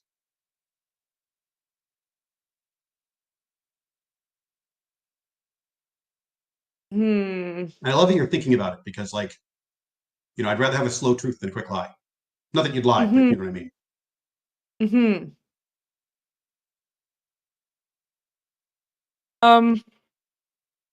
Okay, so this water fountain is a public water fountain funded publicly.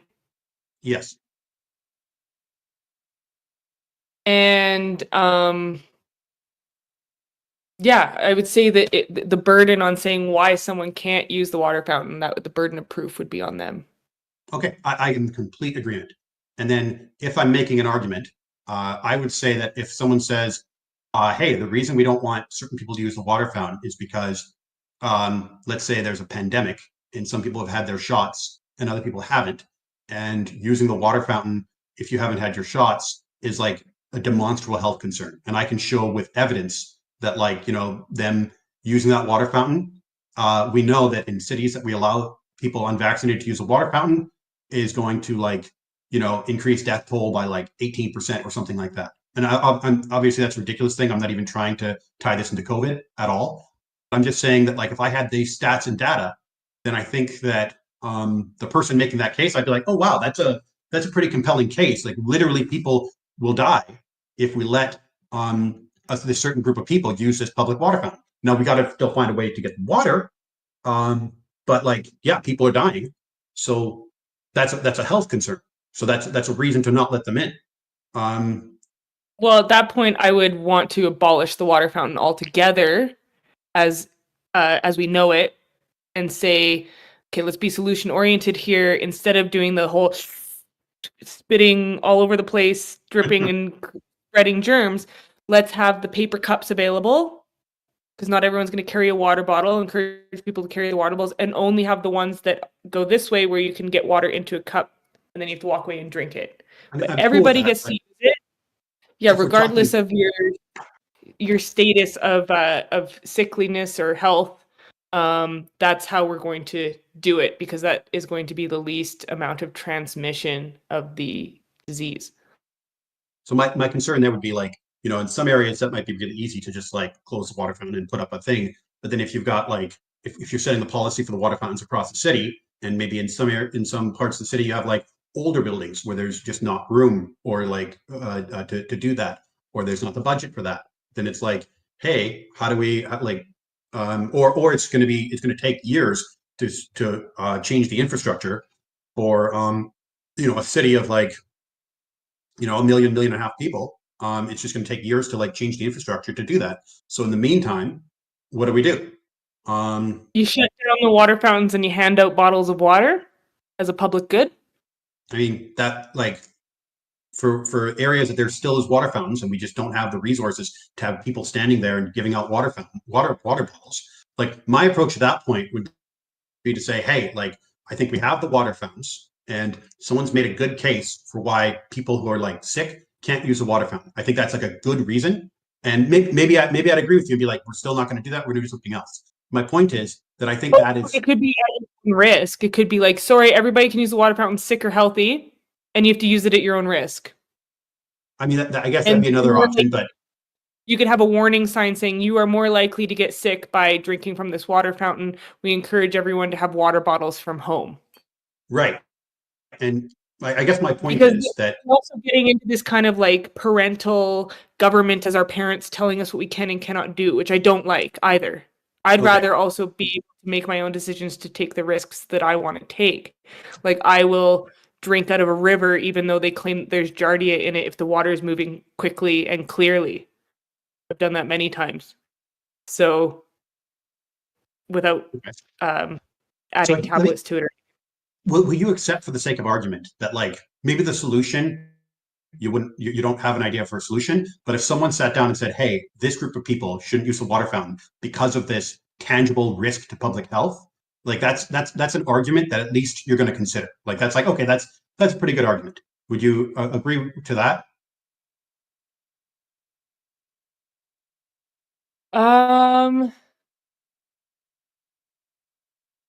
don't know, because I wasn't all for like the vaccine segregation and stuff like that. So I don't know. How about this? How about this? Compared to I guess it was an incomplete question because I didn't say compared to anything. Compared to someone who's saying, I don't think black people should use the water fountain because I don't like black people. I think they're dirty. I think they're inferior. And even though I have no evidence that they're more sickly, I don't want them using the same water fountain as me because I don't want to get black germs on me and on my kids' face and stuff. So like, would you say that like showing evidence that there's a health concern and like people will literally die if we let these sick people use the water fountain versus the racist who has no evidence and it's all just vibes, would you say the health concern is a better reason by comparison to the racist who just is saying like, it icks me out to have black people use the water fountain? Okay, so that's such a tough one because I also believe in freedom of association. So for example, like I had a friend whose son went to a special coding classes only for black boys. I don't like we're not talking about like a private invite only. We're talking about like a public space. It was a public funded program, I believe, but it was only for black boys, black males. So affirmative action is a whole thing that we could go down, but I'm not even trying to get into affirmative action. I'm just talking about like a public water fountain. If here's my answer. Maybe this will help. Everybody gets to use it. You know. Okay. That wasn't quite my question. So here's my answer to the question. Like, and maybe you can let me know if you're like, I see where you're coming from, Leaf, or I disagree. My answer would be, okay, person A is saying, hey, I think that we should exclude some people from using the water fountain because people need water, but like these people also using the water fountain is like a public health concern. I'm going to listen to that. I'm going to like, okay, that's a reason that's like a decent reason. I'm not going to say I agree with it. I'm not going to say I'm going to like agree that they should not be allowed to use the water fountain or we should shut down all water fountains. But I'm going to say like, hey, that I'm going to put that on the list of things that we should talk about and consider because you've got actual evidence that people are going to die and people are going to suffer.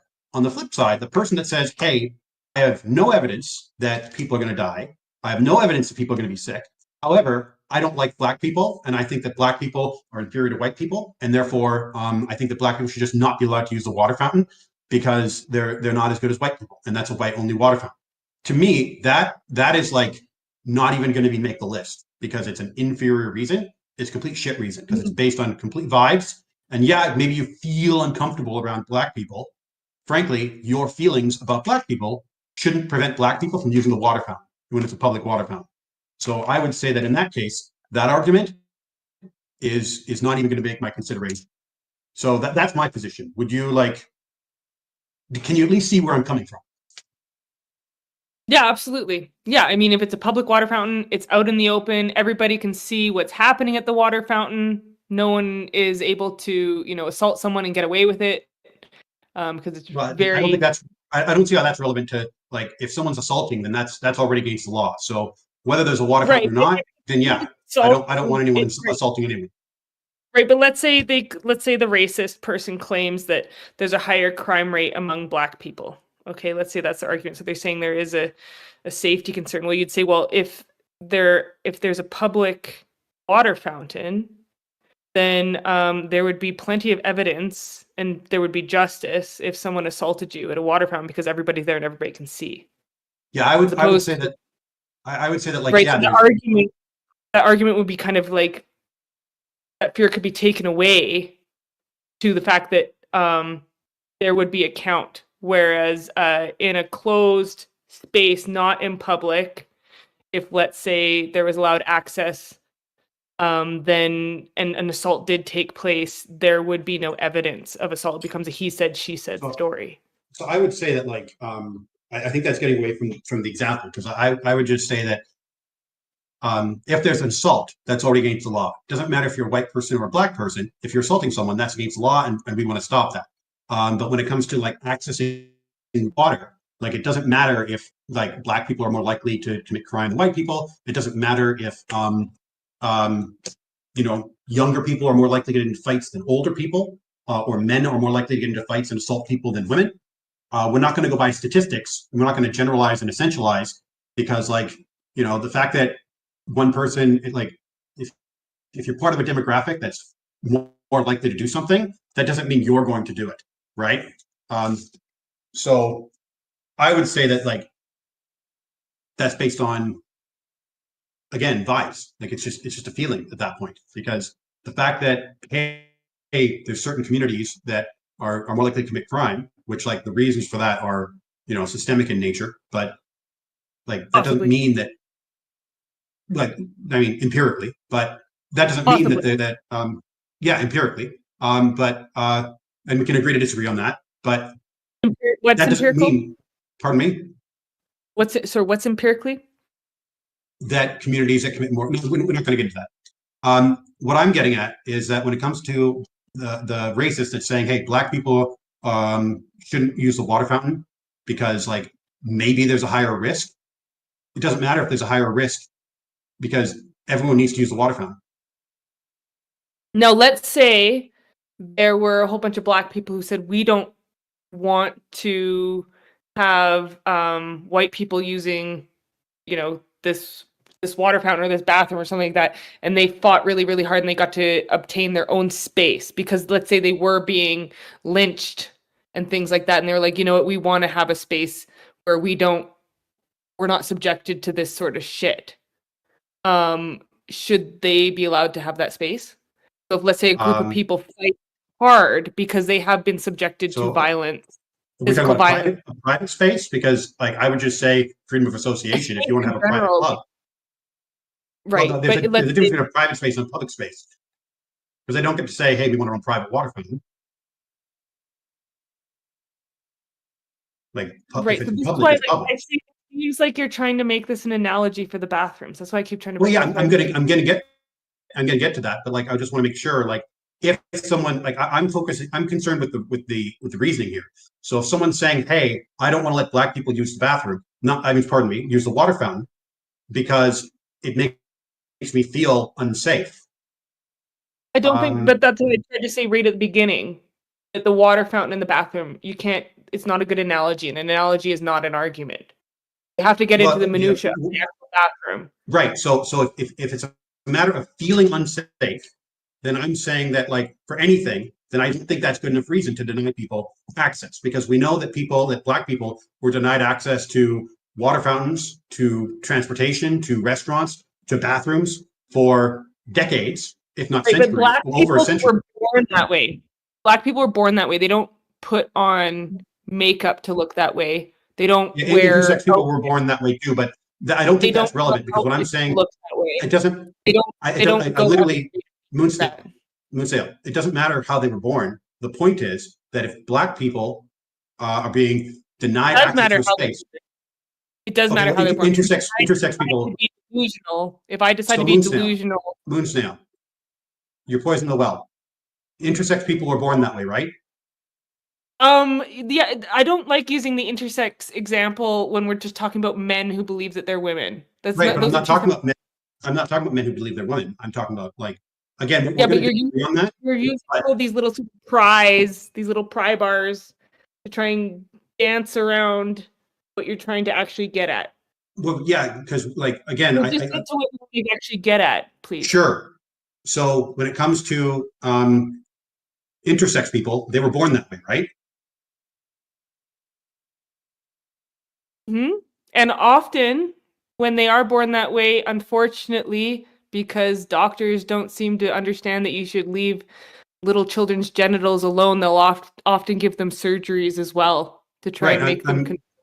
I would join you in opposing that. But what I'm saying is, whether or not they were born that way, but there's people that are born with 6 fingers. That doesn't mean that we use them as an example for You're the one who said that black people are born that way. So I'm saying that I don't think it matters if they're born that way. What I'm saying is, if I'm excluding someone from a space, like, I'm not excluding intersex people per se.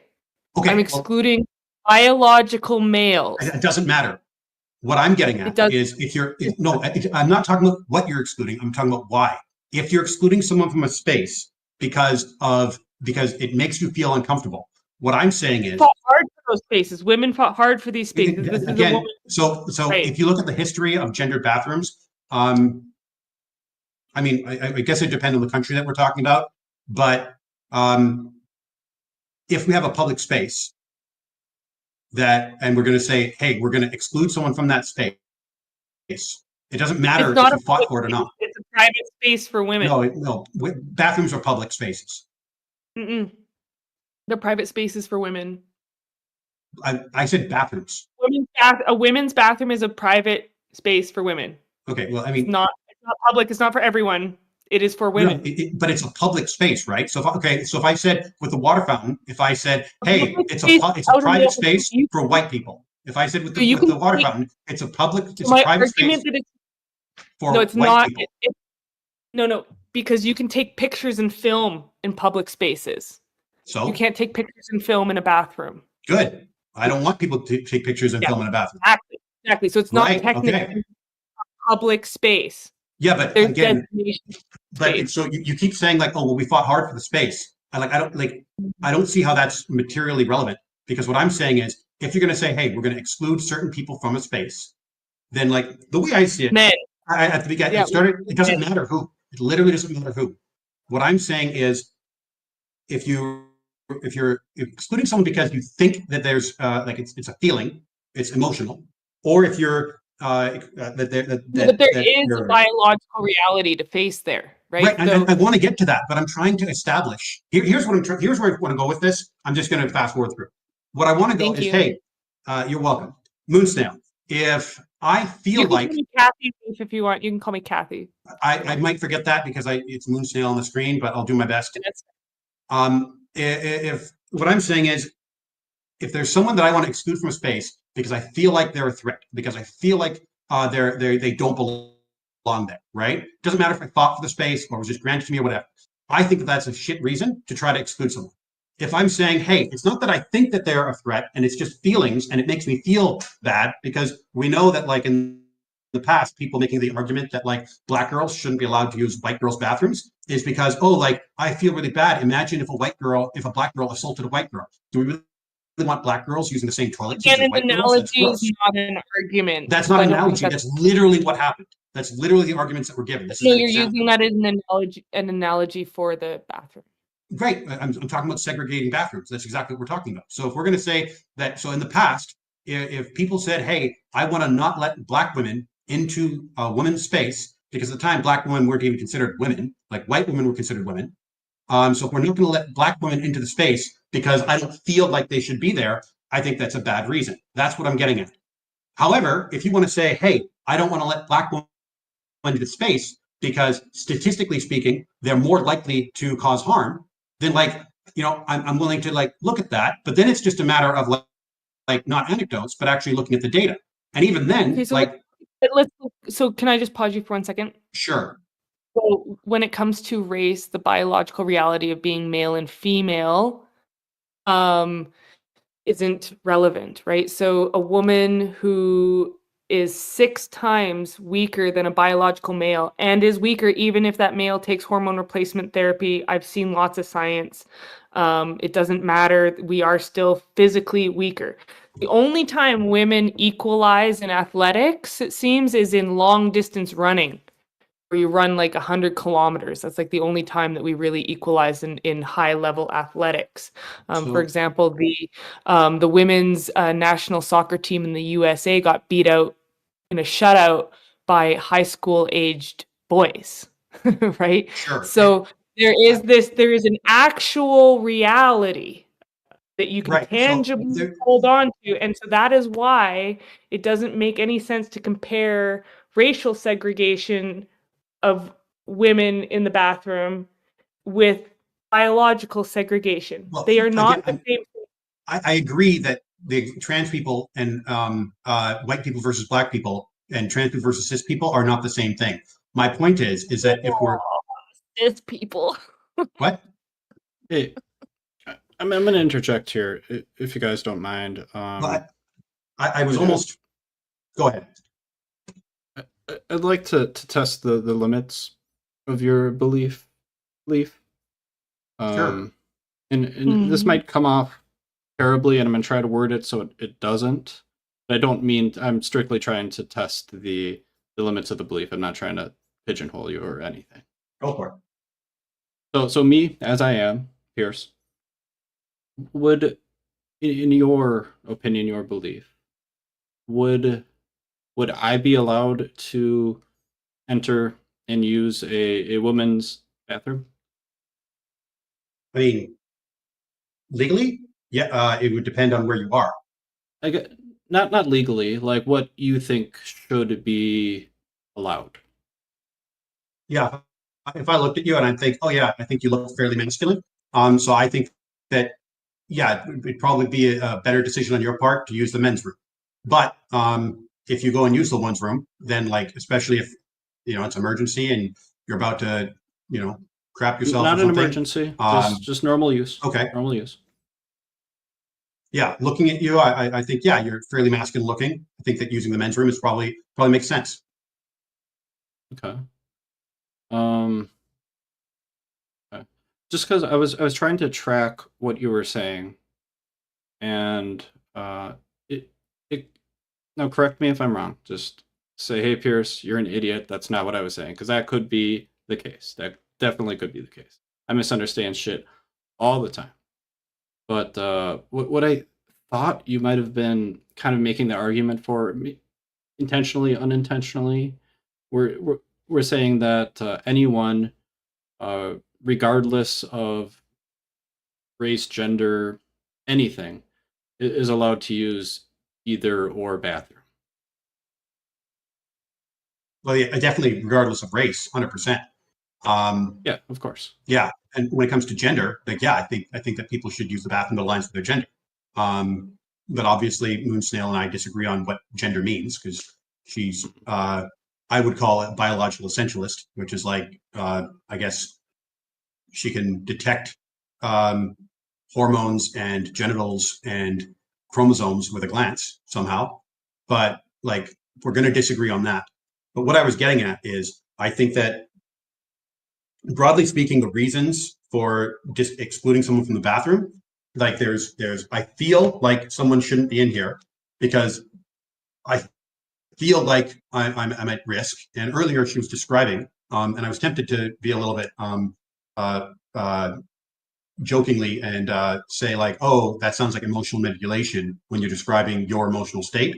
But like I think it's legit that she does experience that state of the idea of like a predator in the bathroom, 100%.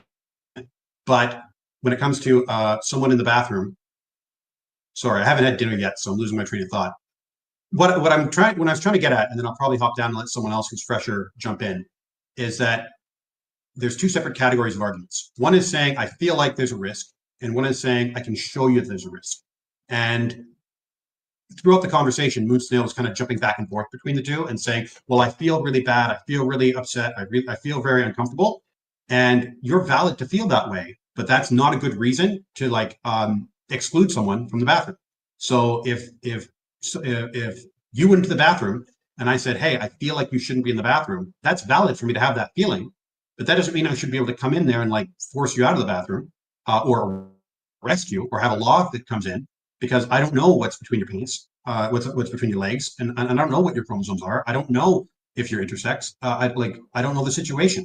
And I mean, there's some people who look as masculine as you, who are trans men, and under some bathroom laws, you would have to go into the women's bathroom because if you went into the men's bathroom, you're literally breaking the law, and that's not the world I want to live in. I think that you should be able to look in the mirror and say, hey, like, given what I look like and given the social situation I find myself in, I'm going to use the men's washroom because it makes the most sense, because it's going to ruffle the least feathers. That's the world that we have been living in for like generations.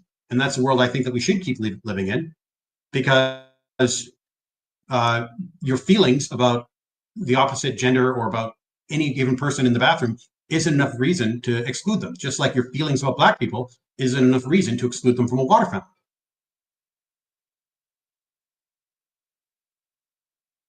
And then if we want to do the other side, which is a whole other conversation that is like, hey, empirically, who's at the most risk?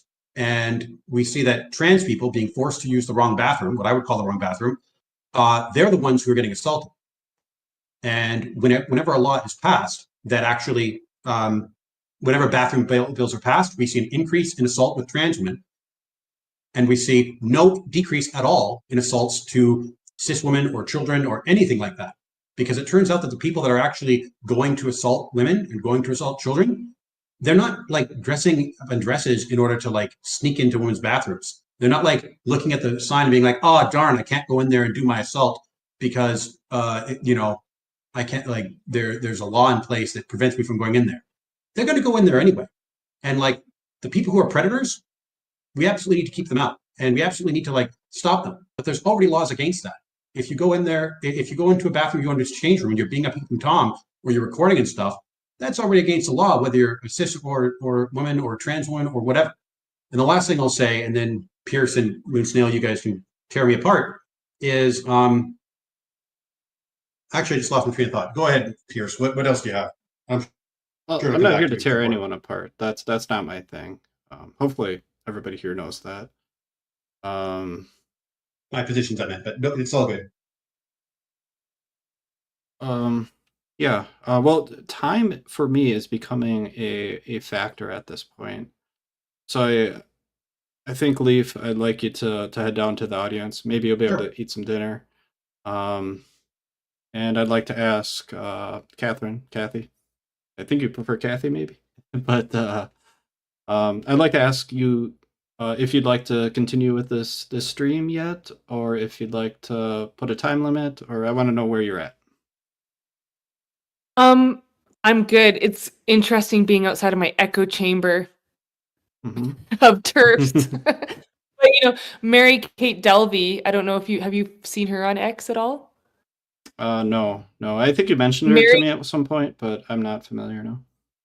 Yeah, she's probably my favorite turf. If you're watching this, hey, shout out to her. She reads out blogs by trans people who say what they really think. And there's been many, like hundreds and thousands of blogs and text from Reddit where they talk about masturbating in women's washrooms and really enjoying the power and control of asserting the fact that they get to enter our spaces. So it's really, really disheartening to me that there's a biological male who doesn't seem to have the instincts to protect biological women and ensure that our spaces are kept for biological women only. And I'm just gonna go right on by that. Okay. Anyways, so time is becoming a little bit of a factor for me. I'd like to get everybody up here who raised their hand because I think that would be a nice gesture. I'm gonna set a time limit of 5 minutes though, because and I'm literally going to 5 minutes total. 5 minutes. Yep. I'm gonna press start when I get someone up here, and then because that will only be 5, 10, 15. Don't think Lana had their hand up previously, so I'm not going to. I don't think they did. Someone in the chat, let me know if they did. But I'm just going to do everybody else who had their hand up at the beginning. Oh, I invited the wrong person. I think that person was waiting longer. Okay, Rohan, perfect. All right, I'm going to set that timer. Hello, Rohan. Hi, Piers. Hi, Moon. Howdy. So I sorry. I said howdy. Howdy.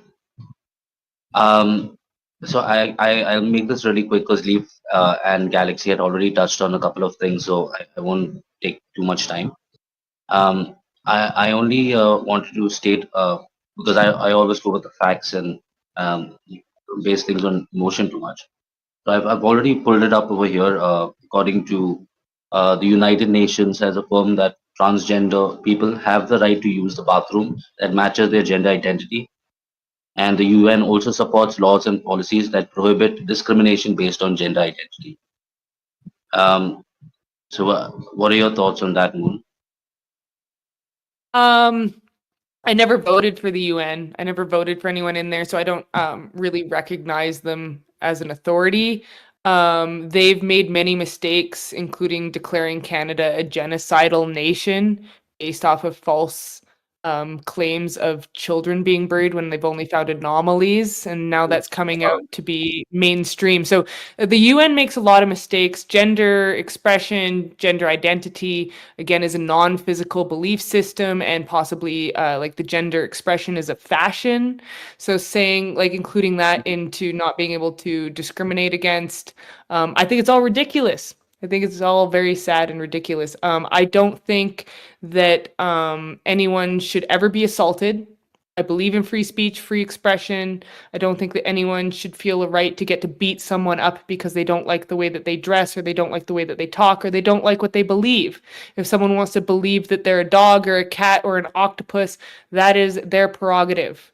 But they cannot force me to participate in their delusion. Okay, so Moon, I understand that when you said that you didn't vote for the UN, it's absolutely fine that none of us, not even I, voted for the UN, but our countries are part of the UN, and they have to be in order to have fair and fair rights for everyone. So it doesn't matter whether you voted or not. You're part of the We UN. can do a whole other. No, That's a claim. I let you. You say I let you claim. speak. Could I finish my sentence, please? Could I finish my sentence? Yes, but you just made a claim. No, I didn't make a claim. I stated a fact that whether you voted or not, your country is still part of the UN, and so is mine. No, but your claim was that we need it. No, I didn't. I didn't claim that we need it. I said the UN protects all human rights. So it's not a claim. It's part of That's a claim. it. How is that a claim? So the claim is that UN protects all human rights. How does the UN protect all human rights? That again, like I said, it wasn't a claim. I said the UN affirms or it provides human rights depending on race, ethnicity, creed, gender identity, and so on. It's not a claim. It is a fact. Secondly, the thing I want to touch on is what Galaxy was talking about, the science of it. Now, he said there are sciences that support gender identity versus sex. You said in response to him was that you also have sciences that object to that. I wanted to know what sciences were you referring to?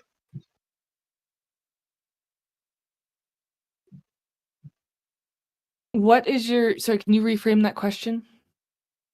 Right. So previous to Leaf, Galaxy was on, and he mentioned that there were sciences that that explain specifically what gender identity is and what transgender is. You said in response to that that there are sciences that object to gender identity. So I wanted to know what sciences were you referring to? What specific parts of science? You mean studies? Yes, yeah, studies, No, scientific studies. I said that just because there is a study that makes a claim, that does not mean that that claim is correct. You have to look at the methodology. You have to have repetition. So I didn't say that I didn't say that those. I'm just saying that you can't just say, oh, there's a study that says this, therefore it's correct. That was what I was trying to make clear. Okay. Well, thank you so much for that. I could have a study that says that wearing pink bunny slippers means that you're more likely to hate poodles. And let's say I do find a correlation that in a study where I survey a bunch of people, that does not mean that there actually is a more likelihood of wearing pink bunny slippers causes you to hate poodles. Okay. Yeah, but that's not what we're talking about. People need to be critical thinkers about the fact that just because a study says we have this finding doesn't mean that that finding is absolutely true and correct.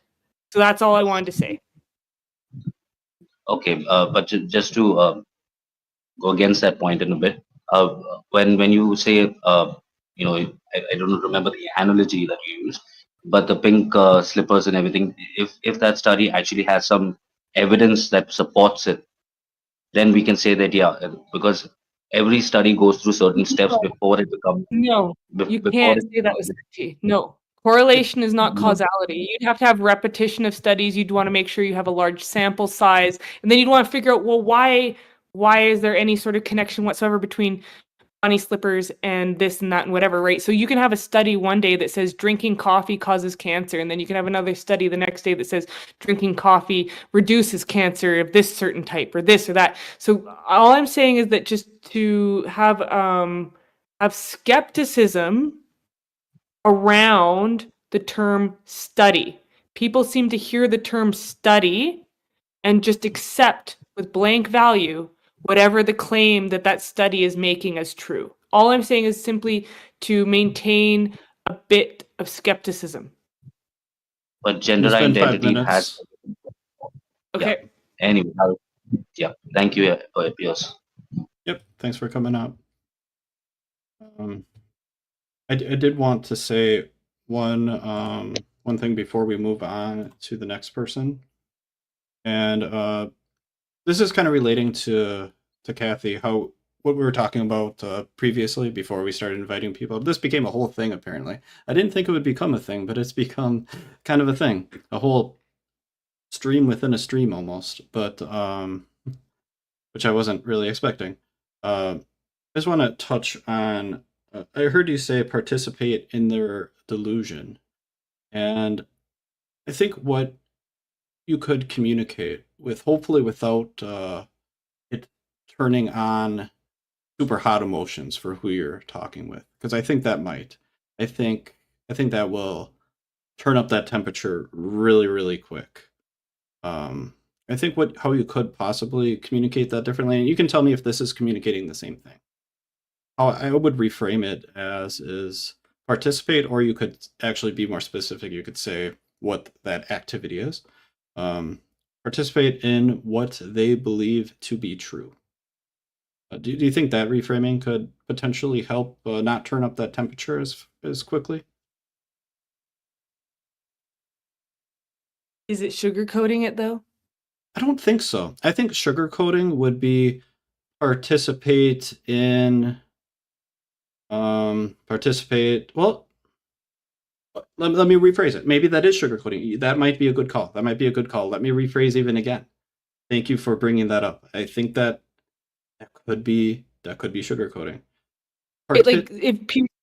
If I believe that let's say I genuinely believe that I am a wolf, and this entire time I start like forcing you to call me good girl. I need you to call me good girl. And I'm not going to respond unless you call me good girl. Am I not forcing you to participate in my delusion? Yeah, that could. I'm not saying it's not a true statement. I'm not saying what you said wasn't true, but I think there might be a way to say that same statement and be as firm and direct, but say it in a way that communicates the same thing but doesn't turn that temperature up. Let me try it again here. Let's say participate in something that I don't believe is true. That is still communicating what you want, right? Or do not subscribe to. That could, I think that would work. I do not subscribe to. Like I do not subscribe to gender social constructionist theory. There you go. I think that communicates the same thing, assuming the other person knows what those terms mean. I know, but I like being brash. A little bit. I know.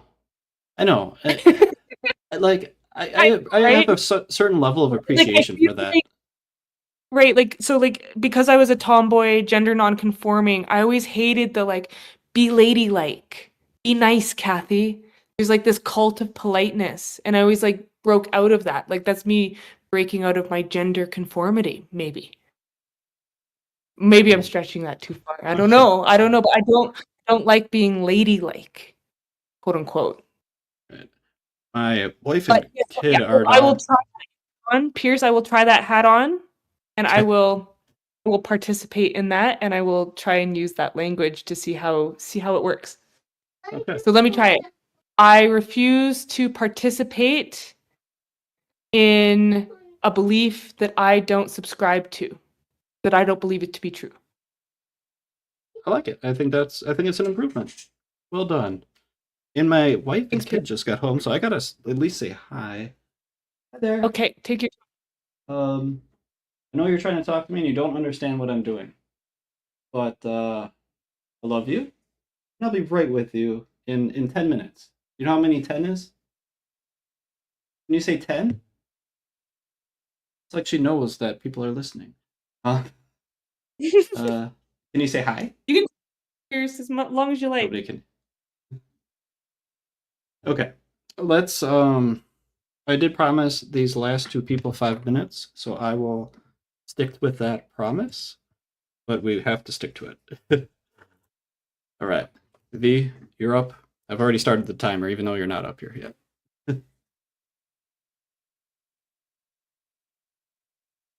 Howdy, V. All right. Hello. Hey, can you folks hear me okay? Yeah, Am I all beautiful. good here? Things there. Moonsnail, you can take the hat right back off if you like. I appreciate that you're trying to do the polite thing, and that's all good. I just, because I do find the participate in the delusions thing maybe the most interesting. It's a couple of things I've heard you do now when you're speaking to some other people, and you have a tendency to collectivize based on gender. So you'll assert like something that you think or something that you're afraid of or a concern that you have, and then sort of speak as if you're speaking for like this gender collective, and that's not fair. And yes, Galaxy Andy was before V, but I am on a timer, so I'm just rocking with it. I guess. Oh wait, so you said that I collectivize based on gender, and like you say, it's not fair that I'm speaking for women. Is that what you're trying to say? We are speaking sort of as an individual, and yeah, I appreciate that, but this is sort of the issue, and especially when it comes to public spaces, right? Because I think that public spaces should be universally accessible. Bathrooms should be individualized. Basically, anywhere in public, I think anyone should be able to access. I don't like the idea of separating people out.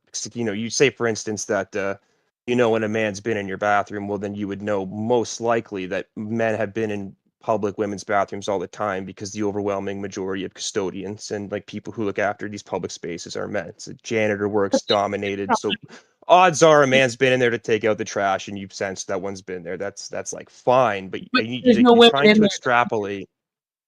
There's no women in there at that time. They put up a sign saying like bathroom is not in use right now. Like they said, not broadly. Like of course you could probably yeah, find they examples. on never. Facebook I've where it says never seen a absolutely male not janitor go to the broadly. bathroom while there's been women in there. That does not happen. They're very careful about that. I don't know what there is to be careful about. They ensure that they are not in the women's washroom or change room when there's women in there. If they need to get men in there. The change rooms I find exceptionally strange that people have to change together, regardless if it's gendered or not. I just think that's a bizarre social practice we should do away with. Wouldn't the universalization of public spaces and individual private spaces just completely remove any of this from being an issue? Like, why do we have segregated spaces at all? We could just have public and individual spaces or private spaces in public. Would this not just be a much more useful policy? That would cost a lot of money. That'd be a lot of infrastructure changes that might not be feasible at this Yeah, but time. if you're passionate about women's safety, is it not worth the investment? If you claim I'm you just saying, are, so I'm not saying it. okay. I'm not saying, so hold your horses, B. So I ain't saying that it's not something that should be possibly looked into. I love the idea of going into so in Disneyland, for example, whenever I go to Disneyland, there's one bathroom by the tiki room that you can go to that is never being used, that you can lock, and it's a single bathroom. I love that bathroom. Disneyland, if you're a Disneyland person, that is a number one tip that you should know about. There's no line up to this bathroom. Anyways, I like that. I like the fact that, so yes, that would be very great. But right now I'm trying to work within the here and now of what exists here and now. And I think that yes, V, if you want to advocate for that, that would be fantastic, to move things in that direction. that there would be individualized spaces for changing and going to the bathroom. But we also have to work within the confines of what exists right now. But like, if you're going to pursue a policy in any direction, why would you go like the reactionary route? Like I said, you're collectivizing based on gender when you speak, but you're also being very nativist about Can you it. I say what obviously that noticed you called means? yourself. What do What you does that mean? mean by? What do you mean by collectivizing based on gender? So you're socially collectivizing based on gender. You were referring to women as if they're a block who think a certain Dark thing. in here? Hello, A little bit. Pierce's child. You need a minute? Oh, Yeah. I don't know if I am doing that. I've heard you now multiple times you say us, especially when you're talking about like we fought hard for these spaces. I don't really know what that means. The fight has been against gendered spaces overwhelmingly in most cases globally. No, a lot speaking. of we Like, this fought kind of hard, for example, to have like women's only shelters, for example. Women's only prisons. We used to just get thrown in with the men in a prison. Right? So we had to fight hard to make sure that there was money allocated over to having women only prisons. And now that's been this taken isn't away. that yeah, this is revisionist though. That's not what happened. The gendered spaces really sort of began based on this sort of paternalism that existed culturally is in the West anyway. This is like obviously history, things sort of separate a little bit, but that's not really how these spaces I don't came to know. be. I don't know about that. Maybe, yeah, I could use some more history from you, but I don't know if that's true. But you're saying like you're asserting that it was hard fought. I assumed you would have something to like historic up with. Well, for example, women, when they didn't have the right to vote, there was no need to have a women's bathroom in parliament, right? If women aren't in politics. So when women entered the public sphere, like there's no reason when women weren't in the workforce, for example, and they were always expected to stay home or they couldn't even own property, there was no reason. Once we gained more rights, then we said we also want to have our own bathrooms, right? So that would be part of that progression. Again, to your point, like I absolutely agree. If there's not women in parliament, why would you need to have a women's bathroom? But the revisionism comes to the point where we had to be able to fight to get women in parliament, irrespective of whatever the bathroom at the time's policy was. Like, no, these And we spaces didn't were fight to have segregated access to the for the men's most bathroom. part. We wanted to have our own space. Generally speaking, women until very recently, most bathrooms were outhouses. If we're like in the grand scheme of things, what you're saying just still doesn't hold up. I mean, you're talking about very, very recent history here. all right. Well, 5 minutes I went mean, us up a while ago. Thank you But so much, Pierce. I appreciate it. Kathy, thank you for your time. I you. appreciated the conversation. Ciao, ciao. Come on, dude. All right, and so I am officially going to call it a wrap. The last person who had their hand up when I was talking about the 5-minute thing doesn't have their hand up anymore, so I don't think they want to be up here. But that doesn't. But just because I am ending the stream and I am ending this event on the stage doesn't mean that the conversation has to end. So if you go on Discord and you scroll to the left, you'll see a place called After Show Chat. My other account and Leslie are already there. So you guys can feel free to migrate on over there and continue the conversation. I will not be there. I will be spending some time with my wife and my daughter because she keeps coming over here and it's freaking breaking my heart that I'm not acknowledging her. And I just have to. I really do have to. I have to go do that. But Thank you, Katheryn, Pierce. thank you so much. Yeah. Yeah, you have a wonderful time with your family. Thank you. Thank you so much for doing this. I think I really enjoyed the conversation at the beginning. That was just such a great conversation. I hope we can speak again. I really loved kind of bouncing ideas off of you and saying, hey, do you think this will work? Can this improve communication? I really loved that part of this. That was my favorite part. So thanks again. And I am out of here. Adios. If you've watched this far, you know what to do. Don't miss what's next. The choice is on you. Stay in the loop, keep your feet in line. Hit that bell, catch me live next time. It's simple, it's quick, but it means a lot. Stay Stay connected, see the moves I've got. No promises, no fluff, just what's real. Subscribe and the update seal the deal.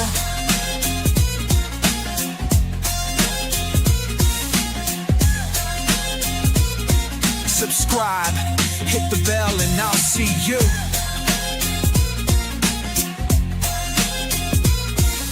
The stream's done now, but the content won't stop. So stay in the loop till I'm back at the top.